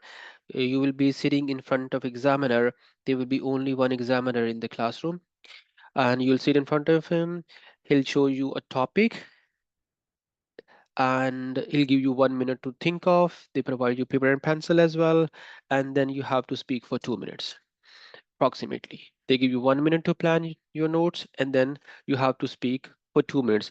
Examiner will not ask, he'll not speak in this part. It's normally known as long run. You have to speak there. You have to show, yeah, I can speak. So what happens? They provide main topic first of all, and then they ask 4 questions. They say you should say, and then they ask 4 questions. Now, in this part, people struggle a lot because they try to answer these questions in a sequence. I'm gonna tell you a very, a secret of this part. If you have pencils and paper, you can write it as well. Don't answer these questions only. These 4 parts.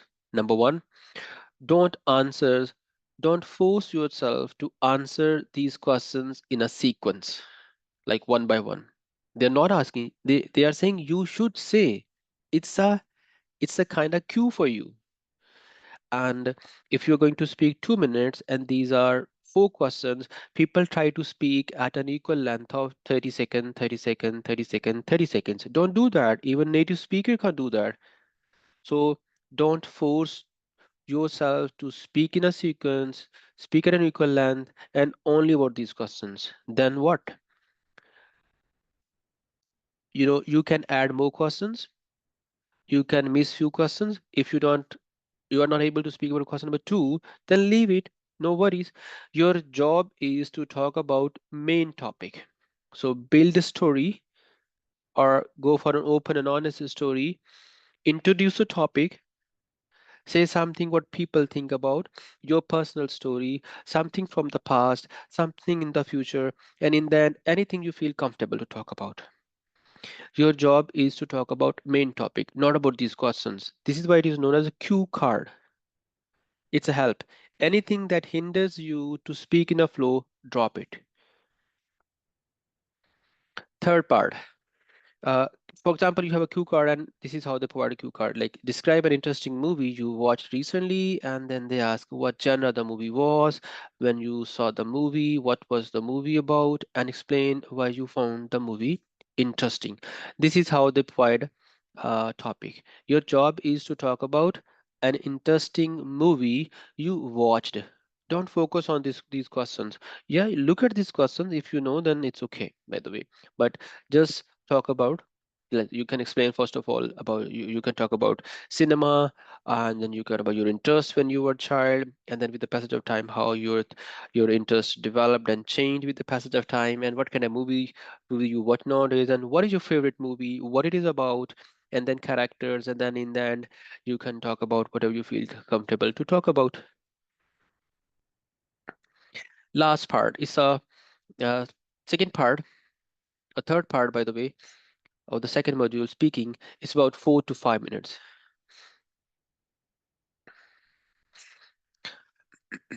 In this part, what happens normally, um, examiner asks questions about the second part. Second part is called cue card. He'll be asking questions about cue card. You need to answer these questions, these abstract questions, in a well-developed way, by the way, in a well-developed way. For example, it is also known as two-way conversation as well. So in this part, your answer should be 4 to 5 sentences, or you can extend answers as well, because speaking varies person to person. If you can speak well, then it's okay. You can speak more sentences as well. But if you are not good in speaking, then it's better to first think of, answer the question, give reason, and core example. Remember our essay writing, main body paragraphs, topic sentence, explanation, and example. You can follow the same pattern for these questions as well. Like, if the topic was movie, they can ask about, do you think every country should have its own cinema? Like, questions like this. What kind of impact the cinema or this industry has on the economy of country, or what kind of movies are famous in your country, something like this. So they can ask about these questions here.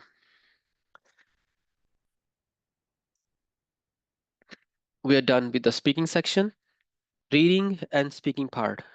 These two parts are, there is direct human involvement. Next two parts, like reading and listening, these are computerized marking. They mark, computer mark them, and there is no marking criteria. So overall, remember, in speaking part, remember there are three parts: one person, one-on-one session, 11 to 14 minutes. Focus on fluency and coherence, pronunciation, and grammatical range and accuracy, and words. These four things are important. Stay relaxed and calm. And your number one job is to answer the questions. Listen question properly and just answer the question.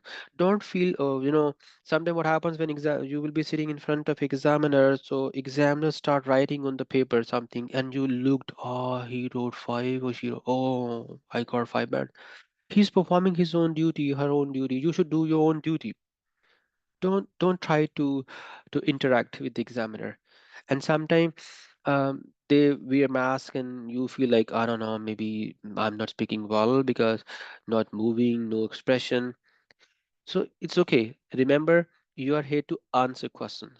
Just listen and answer questions. And you don't need to agree all the time with examiner ideas. You can disagree as well, because it's not the marking criteria. You have to say yes sir, yes sir, yes sir, or yes ma'am, yes ma'am. You don't need to. Okay. What about the reading module? In the reading module, there will be a change.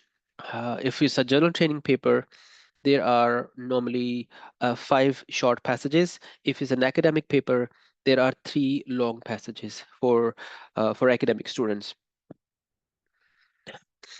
Normally what happens, there are 60 minutes, and in the listening paper there are extra 10 minutes, but in the reading paper there is no extra minute. And computer based paper, in the listening, in a computer based listening paper, there are 2 minutes extra, not even 10 minutes, by the way. But in the reading paper, whether it's a computer based or a paper base, there is no extra minute, no transfer time. Within 60 minutes, within 1 hour, we have to find answers and we have to transfer simultaneously. Total questions are 40. One question, 1 mark. There is no negative marking. 40 questions, 60 minutes. For for academic students, we have 3 long passages. Minimum there are 2,150 words. Maximum there are 2,750 words in one passage, by the way. And talking about number of questions, maximum in one paragraph, there are 4 types of questions. Minimum, there are 2 types of questions. On average, they give 3 types of questions for academic writing. For journal training writing, there are 5 different types of passages. First 4 passages are short, 1 passage, 1 type of question for first 4. In the 5th passage is quite lengthy comparatively, and there will be 2 to 3 types of questions. So journal training students normally have 5 paragraphs. Academic paragraphs are mostly researches or case studies, and journal training students' topics are mostly from different magazines or newspapers. Like they can ask about reviews of pressure cooker, or they can also do reviews about different restaurants or food or something like this. So text is easy for journal training students, and text is comparatively difficult for academic students. One more thing, marking criteria is hard for general training students. Like if you want to get 7 band score in academic writing, your answer should be 30 correct answers. But for general training students, you need to make more answers correct to get 7. What about question types in the reading paper? There are approximately 10 to 12 types of questions, and I have converted into 10 because 2 question types are quite similar. There are specifically designed questions for IELTS in the reading paper. Few of the questions even you will not see in any university in college. By the way, first of all, you will be given a question. It is known as matching headings. Mostly these questions are matching headings question. Remember, you are going for IELTS. Behind every single test and every single question type, there is a skill. There is a skill. If you are missing, you don't have that skill, then definitely you'll come back and you'll say, sir, my headings are not good, my blanks are not good, my blah blah blah is not good. It means you don't have that skill.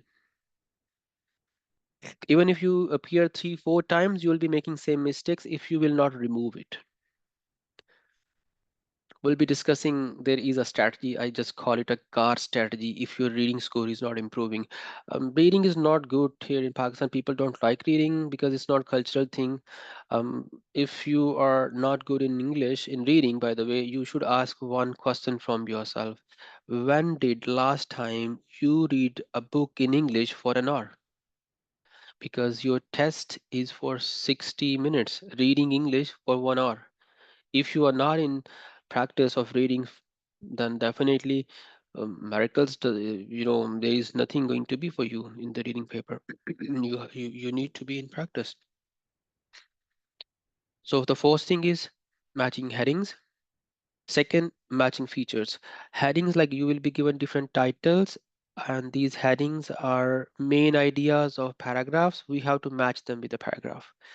Matching features. Features are qualities, properties, characteristics, traits.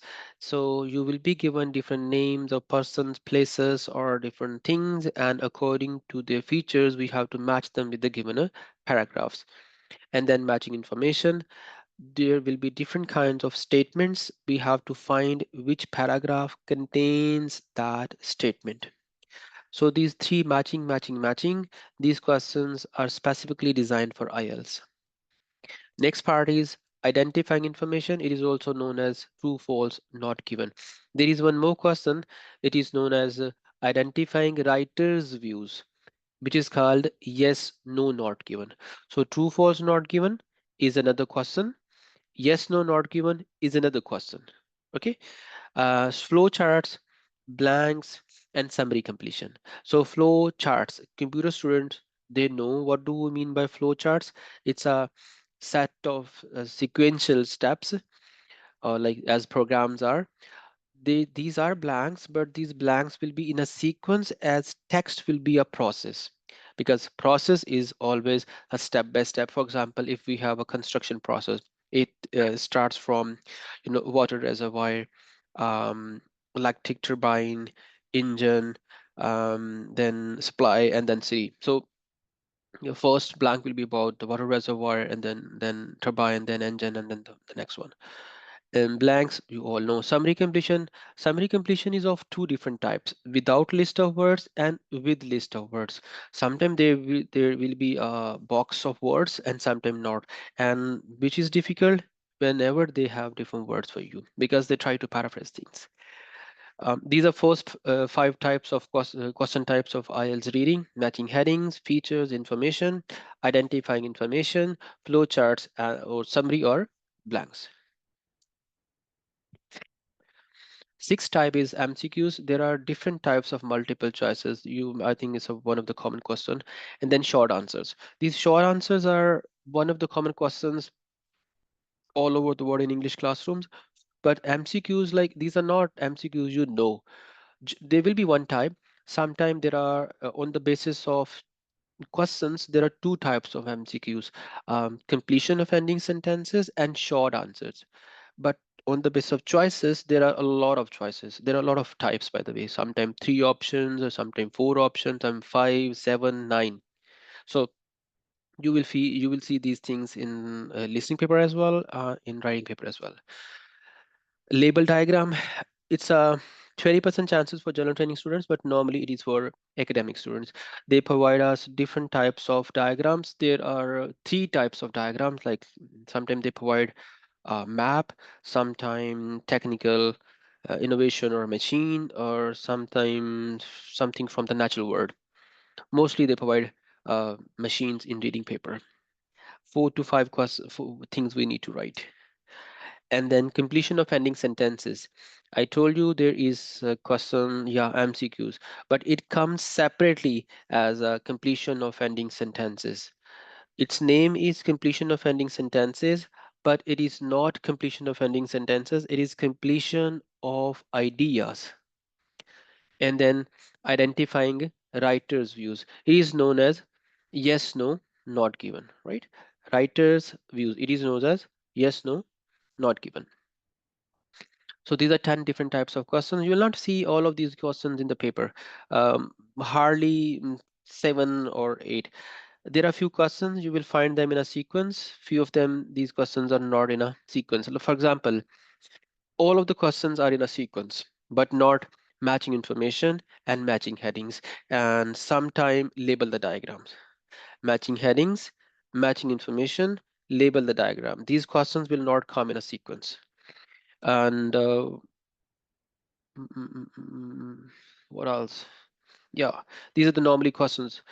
So let's move forward now and think of what are the skills exactly these examiners are looking for in your paper, like in the reading skills, in the reading paper actually.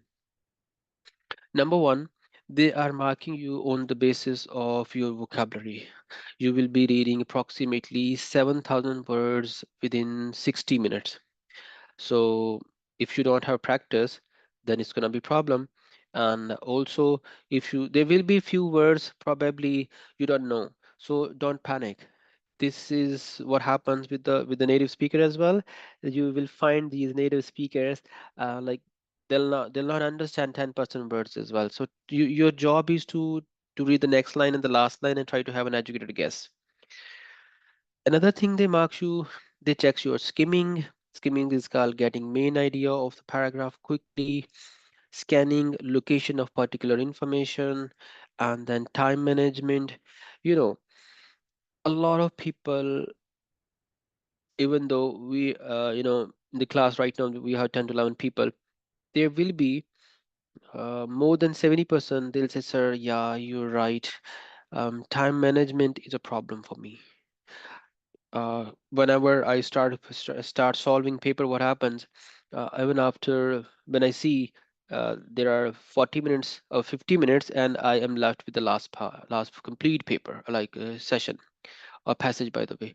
So I don't know how to manage time. It's not about time management. It's about your reading skills. Believe me.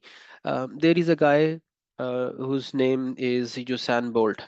Let me just show you the example about the time management. Time management is, people feel it is, but it is not actually.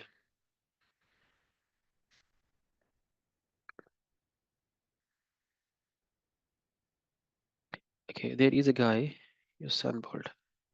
He is known as top speed gun. Here you go. Can you see the screen?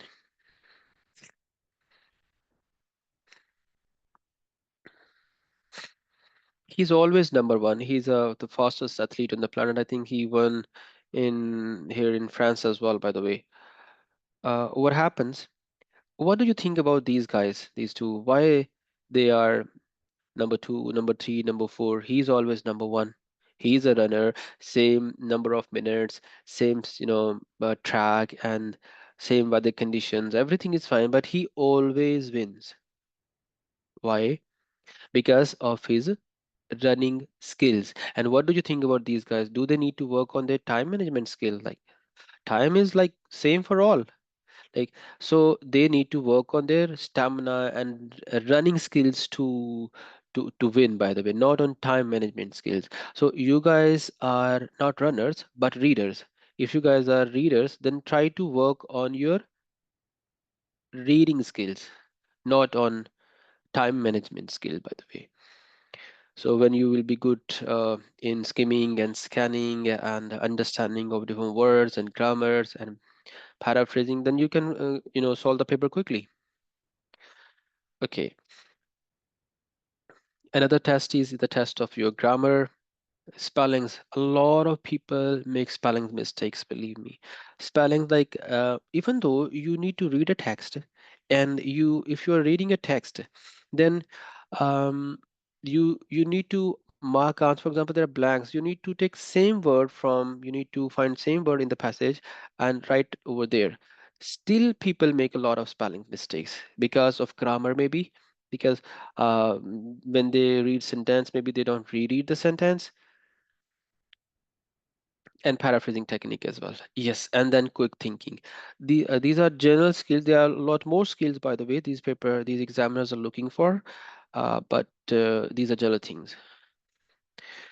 So any question about the reading paper, you guys can ask me now, because now we will be moving forward to, you know, to the listening paper.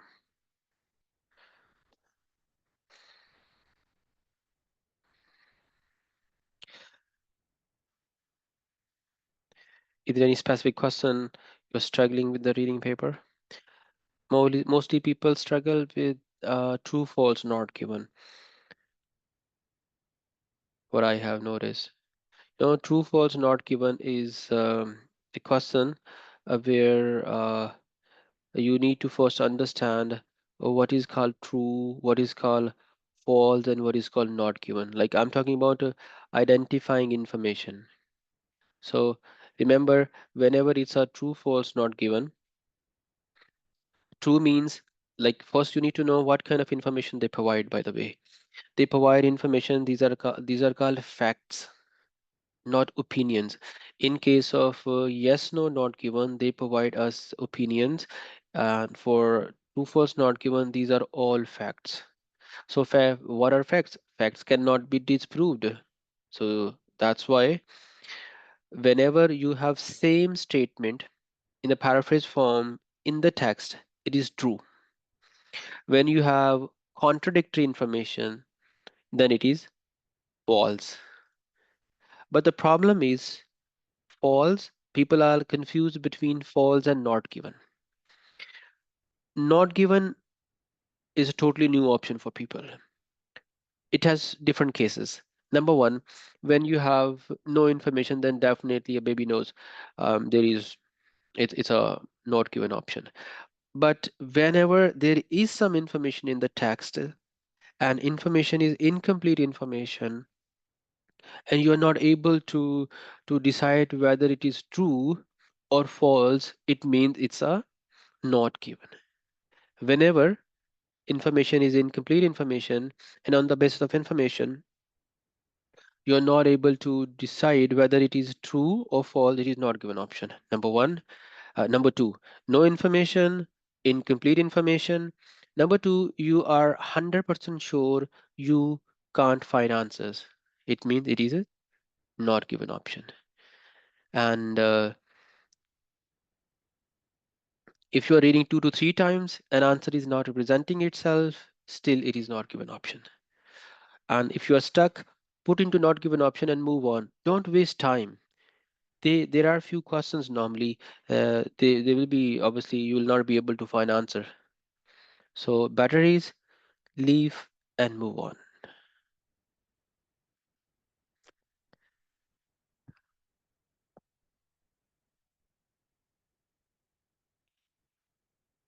And mostly people ask me about there is a question by the name of matching headings, by the way. Remember, whenever there is a matching heading question, don't read headings first because these are main ideas. If you will be reading main ideas, then your brain will start planning according to these main ideas. Read instructions, jump to the paragraphs, create your own titles of matching headings. For example, what you need to do, go for, let me just show you question by question, you can get an idea as well. Uh, you need to read first or 1 or 2 sentences for the reading paper and create your own title and write on the top of every single paragraph. And then in there you need to match because their answers will not come in a sequence. Matching information and matching headings, these questions will not come in a sequence.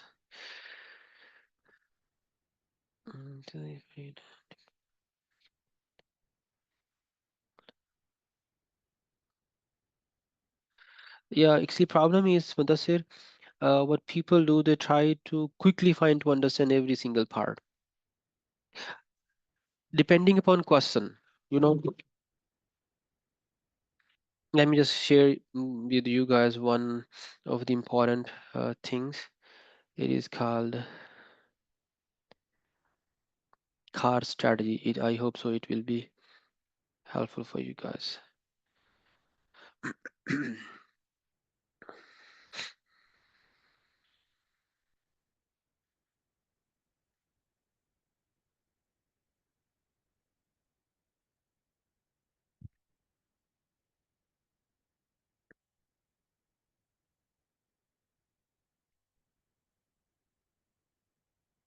First of all, you need to create strategy. Like there are 10 to 12 types of questions, so you must have strategies for all questions. Like we can't apply one strategy for all of the questions, no? Like they are not, these exams are not that it is such kind of examiner like they will be giving you all different types of questions and we'll be able to find all of the questions by applying only one strategy. It's not possible. So we must have different strategies for different questions. Number one, and we need to learn them as well. We should be able to learn them as well. As a second, just need to find you.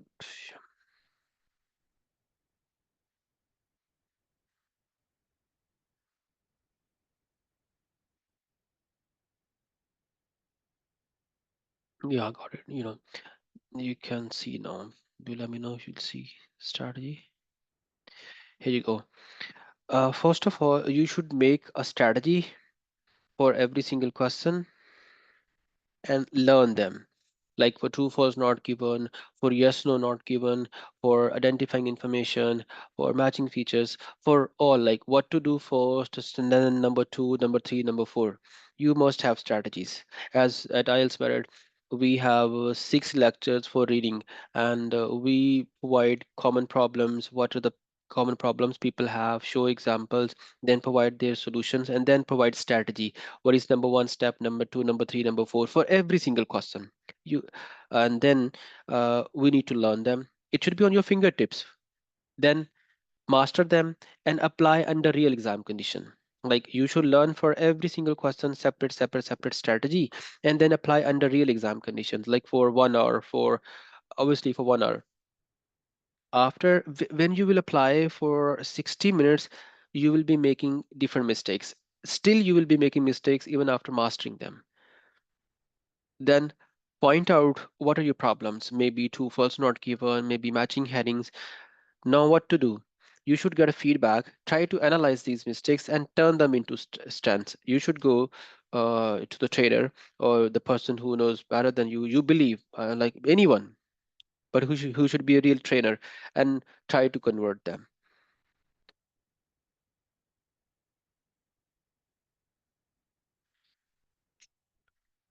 right? So this is what you have to. And remember now, in the from 9th of March in Pakistan, there is no more IELTS on papers.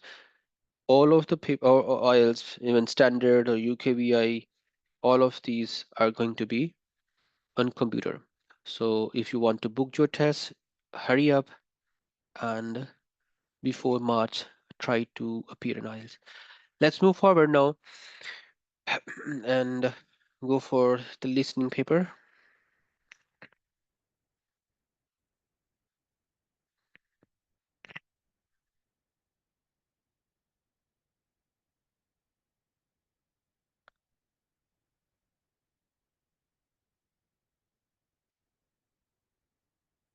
Guys, Maghrib ki azan ho rahi hai, so we need to wait for 10 minutes and we'll be starting again, inshallah. The 10 minutes break.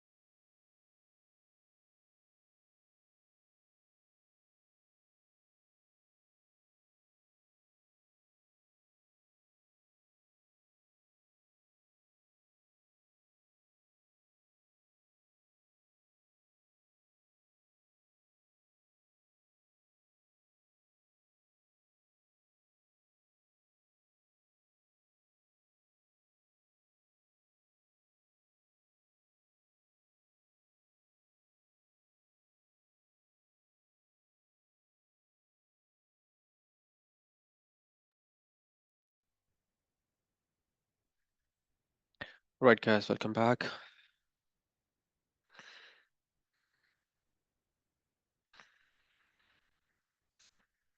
So let's start with the speaking part now, listening part.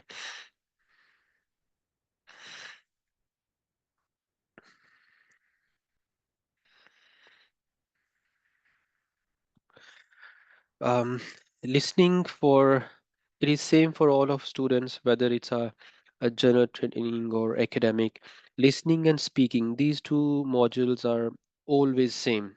Doesn't matter academic or a general training student.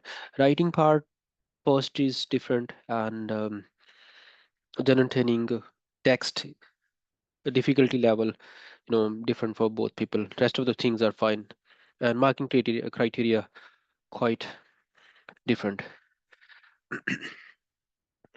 So let's start with the listening one. I just call it a mini course, IELTS mini course, by the way.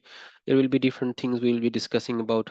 Overall, in the listening paper, we have three different parts, four different sections, and 40 different types of questions. They play audio only once, and they provide 10 minutes extra in the end for paper base.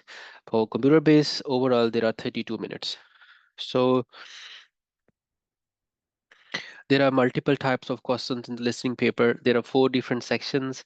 First part, 10 questions, and then 10 questions in the second, and then third and fourth as well. Talking about their what kind of questions are these, and what kind of discussions are there? Are different kinds of conversations. First part, normally it's a social activity. Second part, social activity. Last two parts are academic. First two parts are social, and last two parts are academic. And in the first part, it's a dialogue. People speak about any social activity. Could be a job inquiry, or could be it's about a museum or renting a room or hiring something. Normally there are blanks in the first part. They play audio. Before playing, they give you some time to read first 4 or 5 questions. Then they play these for 4 or 5 questions, and then they play for the next half. There will be break in the start, like is you can say break like 15 to 20 seconds in the start of the part, in the middle of the part, and then in the end of the part. Same case for part 3 and part 2. But for part 4, there will be no break in the middle. They play 31 to 40 without any break. So you should ready for the last part. Second part, first part blanks. Second part, there will be one type of, there will be, yeah, it's a presentation about museum, park, or new opening of a shop, or maybe something like this. And there will be only one speaker. You may hear two voices, by the way, because it's kind of presentation. So there could be two voices, but one of the guys will introduce the main person, and he or she will leave. It could be there could be a map as well in this part. There are 90% chances if you will receive map, it will be the second part of listening. And third part, it's mostly there are multiple choices. It's a discussion, because it's an academic activity, so it's going to be discussion between two students, or teacher student, or maybe teacher and management. Normally it's a academic activity, and it's a dialogue, by the way. Last part, it's a research or a case study.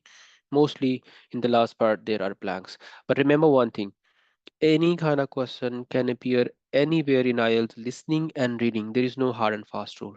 Sometime they were last time one of our students, Dr. Amna Azam, she scored 8777.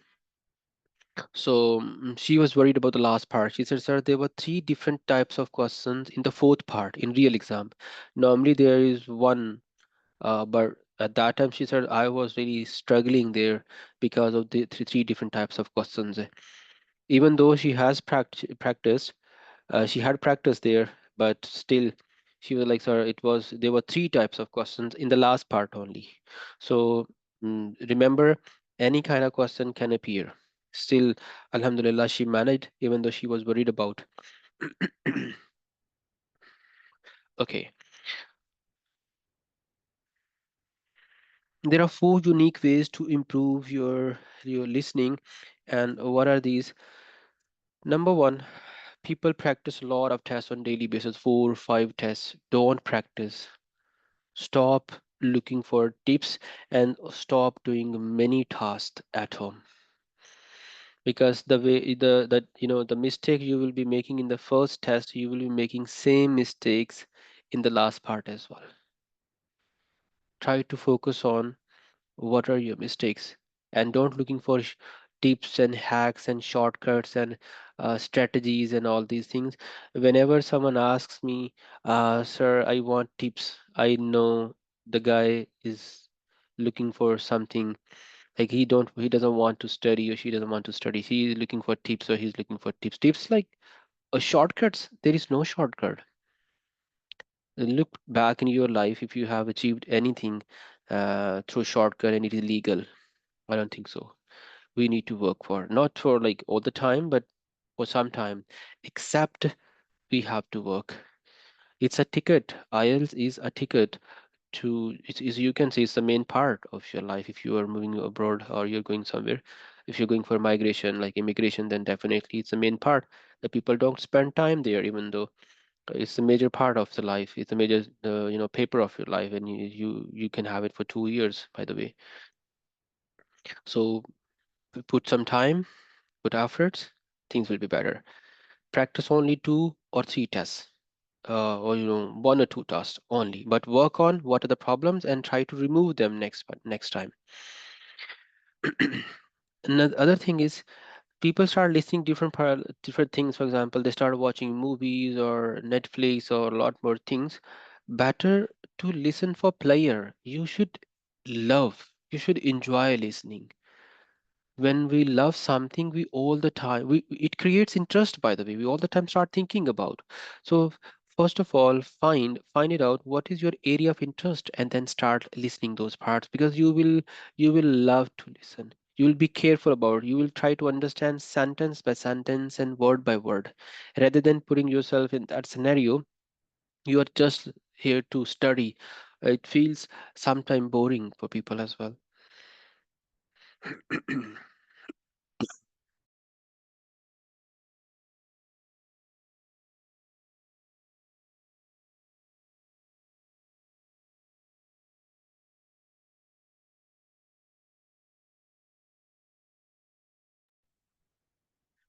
Okay. And listen actively. There are two types of listening: active listening and passive listening. Like whenever you, for example, there are difference of hearing and listening as well. Like we hear the sound of fan, right? And you guys are listening me right now, listening lecture. So listening is of two types as well. It's gonna be active listening. It's gonna be passive listening as well. Passive is a kind of listening. Passive listening, like sometimes people start listening 30 minutes or for an hour. They start talking as well. They start watching dramas or movies. It's not listening. You are enjoying the content. Listening is called, you should focus. You should have a purpose why you are listening. Select a purpose. It could be vocabulary, it could be accent, knowledge, ideas, connected speech, collocation, intonation. You can have one side, but one thing, then start listening. Otherwise, it will not improve your listening skills. And go for, there are different ways of listening as well, like one person, two-person, like dialogues or group discussion, topics and all that. And then you should go for micro listening. What do we mean by micro? The two words like macro and micro. Try to listen and think of how they are connecting words, how they are speaking one by one. Like you can say accent is another part, by the way. Listen to one word and try to write on paper. Listen to one complete sentence, and at the same time try to write on paper. Try to match speed. Like first try to convert. Can you write one complete sentence at the same time while listening, and then start converting it? Can you read and understand the same thing the speaker was saying? If not, then keep working. And and try why micro listening mean, for example, you have a sentence in front of you. uh People know the way they say daya want, daya want some salad. They connect these. Daya want some salad with that. They don't say with that, they say with that. With that. Daya want, did da ya want. They put stress on this word, some salad. They connect these two words and they say with that. WIDAT. With that. Not with that. So try to understand word by word how they speak about these things. So when collectively you will be listening at a macro level, you will understand, you know, we need to make our fundamentals strong. The problem is we don't make our fundamentals strong. There is a guy by the name of Michael Jordan. Someone asks him, what are the secrets behind your success? He's one of the he's one of the successful men on the planet. I think he's a volleyball player, American. So he said, there is no secret. Anyone can find out the way if he'll follow my footprints. He said, I did my fundamentals uh, properly, and I practiced a lot on my things. I worked on my basic things. So if our basic things and fundamentals are strong, then definitely we can get the score in listening as well, in reading as well. Okay, so there were the four unique ways, by the way. Now, if you are looking for a band 8, then what to do? There are a few ways. You can see.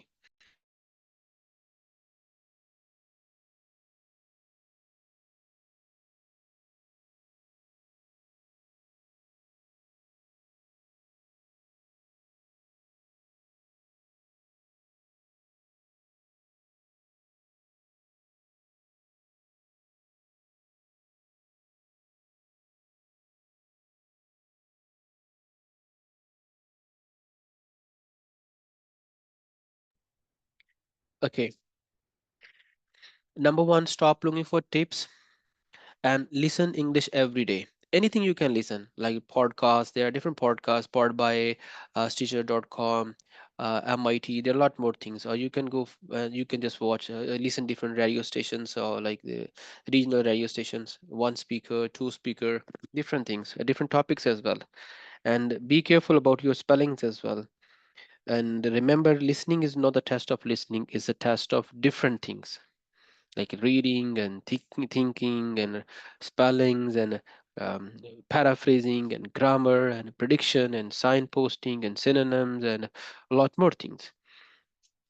And try to improve your vocabulary, because vocabulary, if you are lacking in vocabulary, like you can't understand word, then it's a problem. And another problem is focus. People don't focus for longer period of time.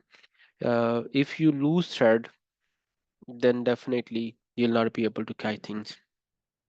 Sometimes people are not focused for longer periods. They're okay with one or two sentences, but whenever there are 3 to 4 sentences, then they lose focus.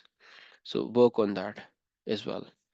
Another part, you must have a strategy. As I told you, for the reading paper, for the listening paper, there are different types of questions. Like you have blanks, MCQs, short answers, label the diagram.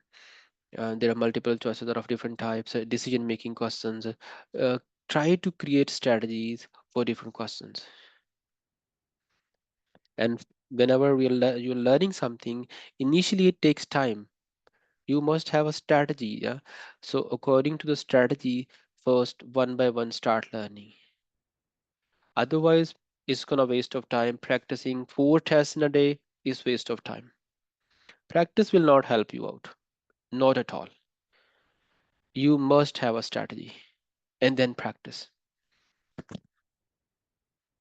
For example, if one of my friends, he said, "Sir, Mobeen, give me your car. I want to learn driving."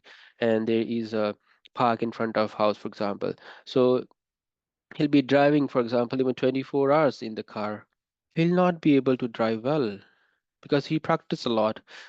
At the end, in the evening, he needs a doctor, and I need a someone like a workshop for my car because there were no one to teach him.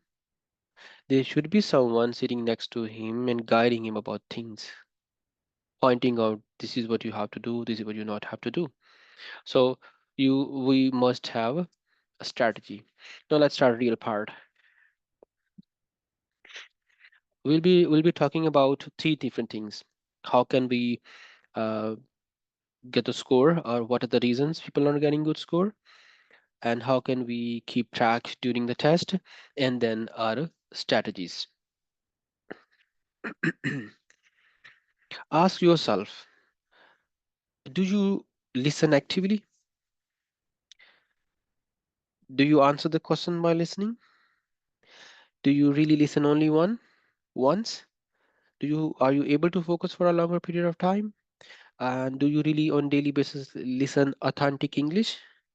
Or do you really listen without help? Like, don't you watch videos? It's an audio test, so listen only audios. These six things are the basic requirements of IELTS listening.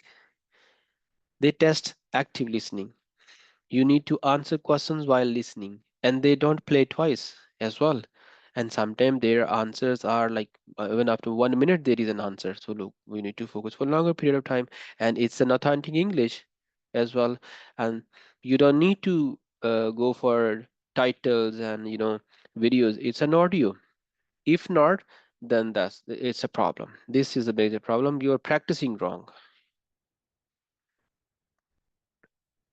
If not, then this is the biggest problem. We need to listen accordingly. What is the requirement of the test? If we are not fulfilling the requirement, then how can we pass it? You know, you should practice with a purpose. It's called active practice. Like, think of you are focusing one of them, and now you are listening for. Don't go for and start listening like 15 to 20 minutes. 5 to 10 minutes and more than enough. If it's you're just starting. If you are already at that level, then it's okay. 5 to 10 minutes, listen, write on the paper, or say to someone, or swap information with someone. Focus on these things. Like, there are a lot more things you can practice on: the best of grammar, synonyms, word sentence stress and sentence stress, and connector speech, and collocation, and intonation, or uh, you can see for ideas or vocabulary or synonyms or signposting, prediction, spellings. Spellings you can listen by this. Yeah, you can, while writing you can check it out. Like, a lot of people make spelling mistakes.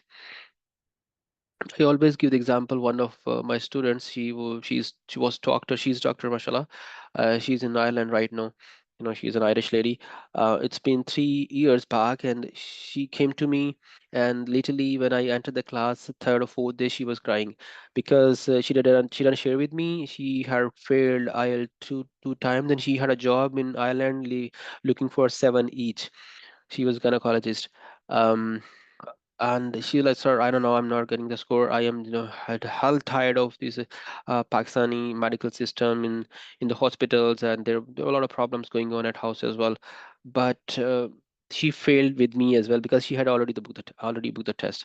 So I asked her, hold on, doctor, let me just see what is the problem. She was not getting score in writing, by the way. So we and checked all of her papers, and she was making a lot of stupid spelling mistakes. We just fixed it, and the next, she got the score. She living her life in Ireland right now. But behind every failure, there is there are one or two mistakes. We can't work on every single thing. So find it out what is an actual problem and just fix it. Finding problem is an issue. Solution is not a problem. Yeah, it is, but actually, what is the problem? This is the main thing we need to know about. What you have to do, you can create your own questions, by the way. Listen any sample and create your own question. If you have someone, then swap information with him, or discuss with him or her. or like listen and then stop and then start discussion. This such kind of information was there, such kind of information was there. So your brain will start thinking about it. Don't only practice tests. And another way is you can summarize. Listen to a podcast. Don't watch videos, podcasts, because it's an audio test. And then you can, after listening, you can speak even, or you can record, or you can write as well. You can record yourself, or you can write on the paper. Like this is what the information was over there. Okay. Second thing is there is a very important, method is called sign posting. Signposting is important part. You should be able to put signs. It's like y- everybody has its own signposting technique. Converting, you can say it's a kind of coding and decoding. You should be able to quickly write things and understand what have you written. You should be able to convert it back as well while listening. Start writing, for example, you're writing construction. So like CONST. This is your sign now. This is your post now. And normally I use this example like Habil and Kabil. These are both sons of the Adam alayhi salam. So what happened? One of them killed the other guy. So I was not able to understand, to memorize who killed the other guy. So when I just focus, Kabil has the word ka, ka, K, and killer. It is just a sign for me. I don't need to understand Habil. No, I know he was killed, by the way. So how you can use this signposting, this is now your mindset. According to your understanding, you can put signs. You should be able to write things, and it is a kind of shorthand as well, shorthand writing, you can say. Write it, and then from your words, try to speak it or try to create a story after, listening. Then you can apply these things in the real paper as well. So how to keep on track yourself? There are a few things you need to do before the test, during before you're listening, and then while you're listening. What to do before the test? Ask yourself before the test, do you have all of these skills? Like, are you good in listening? Your grammar is okay? Do you have strategies for all of the questions? You have good word, not a good word, you have like words at that level. Can you really understand range of accents? Familiarize yourself with range of accents, by the way. Um, are you multitasking? Can you predict answers? You have a lot of synonyms like close synonyms. You can you paraphrase things well as well quickly? And at least basic four accent you must know: Aussie accent, New Zealand, British, and South American accent. At least these four accents. These are not enough, but you should have at least these four, by the way. So before the test, don't touch test. First, ask yourself, do you have all of these uh, techniques? Do you know test format? What is the format of the test? Do you know what are the question types coming? You must know what is coming up. Like if you want to drive Lahore to Islamabad, for example, in Pakistan, and you don't know the way, you don't know the road structure, or ups and downs of the road, then it's a problem for you, by the way. You must know where you are heading for. So, second thing is when you are going to listen now. For example, there is a question which is label the diagram, right? For example, this is a diagram right in front of you. For example, whenever you have whatever the question you have, I'll be discussing diagram and multiple choices. Whenever you have a diagram, first of all, familiarize yourself with diagram. Then think of what are the labels, and think of their synonyms. And then after thinking of these things, go for and start predicting answers. What could be the possible answer? Because prediction can bring you to closer to the answer. and then you will start listening. So what to do? This is step. Familiarize yourself. You must know what are keywords like labels. Keywords are normally nouns and phrasal nouns. And then think of their synonyms because answers will come in a sequence, in a synonyms, and then try to predict answers. Prediction is exact prediction. No one can do that. It's just a prediction. Then listen. In the start, go go slow. Whenever we start learning something, it takes more time than that of the usual one. So for every single question, slowly master this technique. For example, we have a town library in front of you. So think of where is the starting point. You need to look for the starting point first of all. Enters at the bottom. There is a corridor. Through corridor, on your right, when you enter the corridor, on your right there is a library desk. Then you move forward. On your left there is a door. It's missing. On your right, second door missing. And when you move forward, you find yourself into a library area, and ahead of you missing number 13. On your left there is a fiction. On your right there is a non-fiction area. And you can see at the left, next to the fiction, we have a seminar room, and next to it it's missing. And library office is it's you have to enter through question number, the 12. When you enter, or the second door you enter, and then there is a library office. You have a list of different things now: library office, library area, librarian desk, and then there is a book section like fiction, non-fiction, seminar room. So let's start predicting answers. 11 and 12, these could be offices. Number 13 is going to be a type of books. Hmm? Seminar room, next to seminar room is a kind of room. So you can predict answers then, and then answers will come in a sequence. Like, don't forget the starting point. He will always start from the starting point, or the last point you will end. First he'll be sharing information about 11, then 12, then 13, then 14, and then 15. This is best thing in listening. Answers will always come in a sequence. So first you need to read instructions, because sometimes they don't ask to write direct words. For example, answer for 11 is tourist information, for example.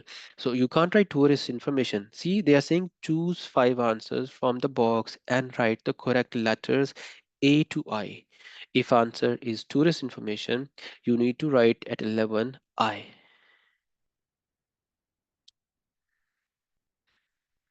Okay. And if there are, sometimes there is a map. There are 3 types of diagrams. Sometimes there is a map. As you can see, we have a map. Sometimes there is a technical machine or innovation drawing of, and sometimes there is something from a natural point of view. So you must know how to handle a map. You must know, because there is a mapical language next to, in front of, side by side, under the bridge, over the bridge, at the back side of the building, when you take your first left, right, or when you take your first turn. So this is how they use junction. What to do during the listening? This is the problem normally people have. um, for example, there are 5 questions, and you were at question number 2, and you missed this answer. Now you are confused about question number 2, and he is at number 3, or speaker is at number 3. What to do? You will waste time for question number 2 to decide. He'll jump to next question number 4 when you will reach question number 3. Same case, when you will reach question number 4, you'll be at question number 5, and you will be feeling panic there. You say, "Well, it's a gone case for me." Then it will be a disaster for you. You will miss question number 2, 3, and 4, and 5 as well. Then what to do? Jump to the question, follow the script, leave the question, and try to have then use that signposting technique. You can use underline, cross, and or this primary school teacher take, like, and you should have a separate meaning. Maybe you can say circle, you can say more likely this is an answer. And if you have a cross, you can say, I'll be coming back to check the answer, or that was my guess, or I have to guess it. You can make notes and then some side by side and move on. Never stop. And don't write the very first thing you will hear. Listen till the end. They can change any time, by the way. Sometimes these are traps as well in instructions as well. Like they say no more than one word and or a number. So when they say no more than one word and or a number, so they ask for date of birth. So they say it's 19 February 2020. Oh, sorry, it is not 2020, it is 2021. So they say one word and or a number. You will say, yeah, it was 2021 actually. It was not. You don't need to write 2021. You just need to write 19 or whatever the number was and February. One number and a word. Okay. People take tension. Don't take tension. If you are not going for band 9, for example, then why you are taking the tension of band 9? If you are, then okay. If you need 7.5, then first three parts are for you. You can after 37, by the way. So stay relaxed. 70% people need 6.5. So just focus on those part and it's okay. First part is easy. Second part is a map.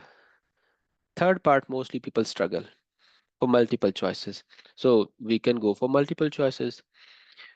In the part three, first problem is MCQs. For example, one of you guys gonna order something for to eat. You were feeling hungry, so there are different options like home, office, depot. So now in a conversation, they'll not talk about how home, office, or depot. They'll say where I live for home. They'll say where I work for office, and they'll say where I store.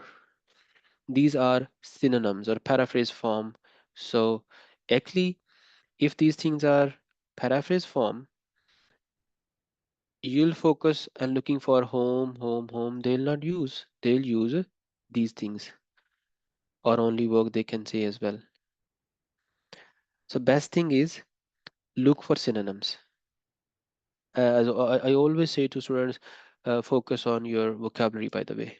Hmm?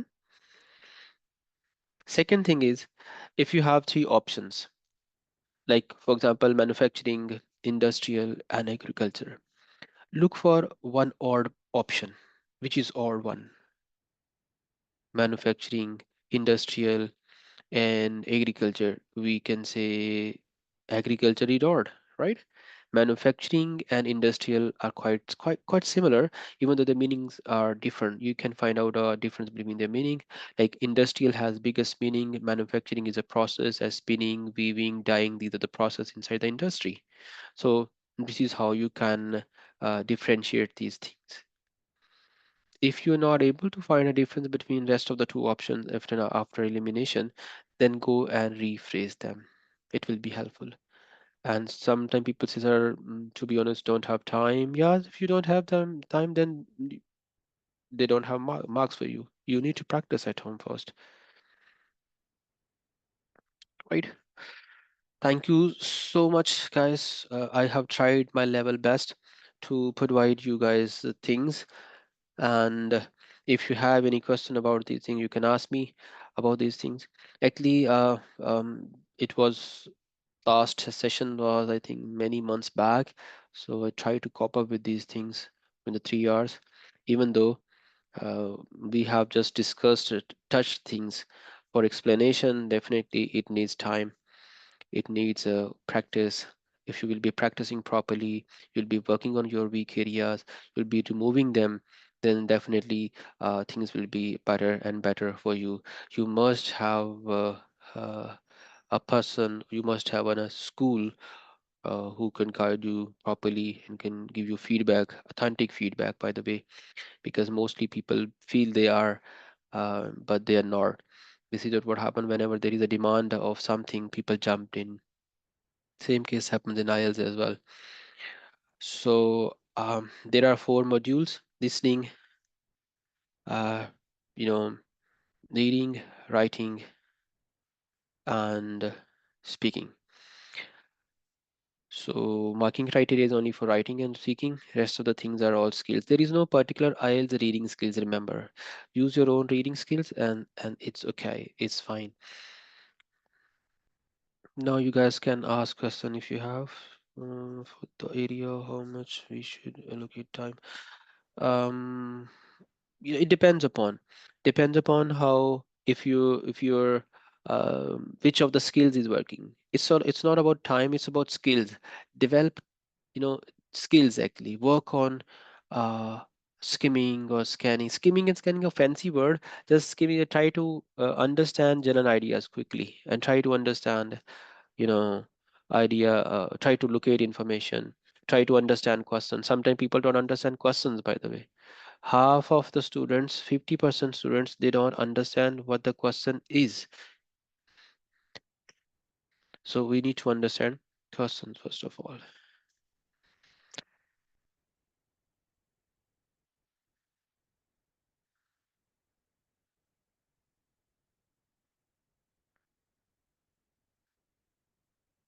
Now you guys can unmute yourself and one by one can ask question if you wish. Speaking practice, record yourself. What I'd say, there is a website, IELTS generator. Record yourself and listen to you. Listen and see what are the problems, because we are best judge and remove them. Sometimes you should ask yourself, do you listen to your voice notes? Sometimes it feels like, oh, it's me, it's my voice. Try to, a lot of people, they don't know how do they speak, like speak, how do they sound like when they speak in English. The better to listen to yourself properly. And if you have any, always speak to that person who is better than you. Otherwise the other guy will drag you down. Listen and speak.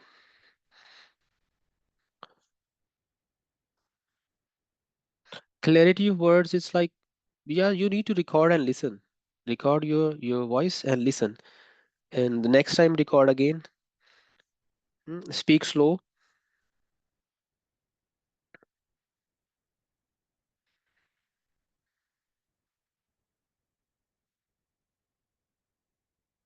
Right, guys, thank you so much for your time. And the next session, whenever we will be having the next session, definitely will be inform you guys. But try to book your test as soon as possible if you're going for a computer-based paper, because there will be no, there'll be, if you're going for paper-based, because there is no paper-based from 9th of March, only computer-based, whether it's a general training, UKVI, or standard IELTS, all on computers. The better is like computer can give you score, your results within 2 to 3 days, by the way.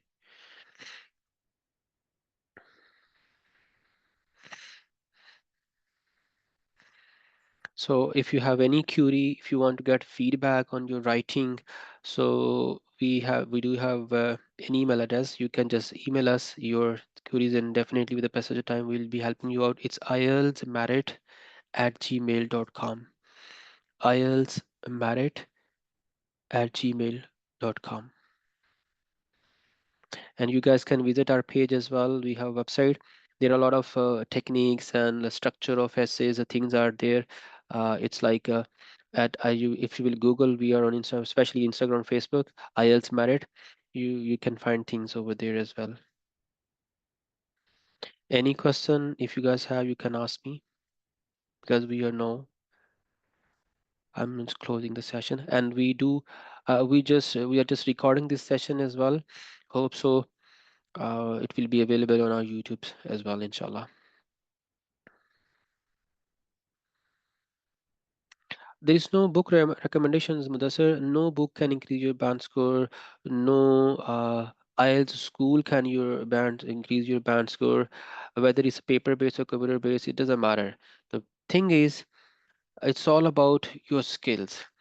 Just if you want to practice, then there are four different you know things where you can get data. Authentic, you can say website is IDP, British Council, IELTS Essential, IELTS.org. And for books, you can go for Cambridge books. There are a lot more things, don't go for them, because sometimes data is really difficult. You will be frustrated. If it is easy, then it's gonna be problem for you. You'll be overconfident. For speaking, there is IELTS generator. Maybe it works in Pakistan, not, but you can record. The better, nowadays we have recorders in our phones. We can record.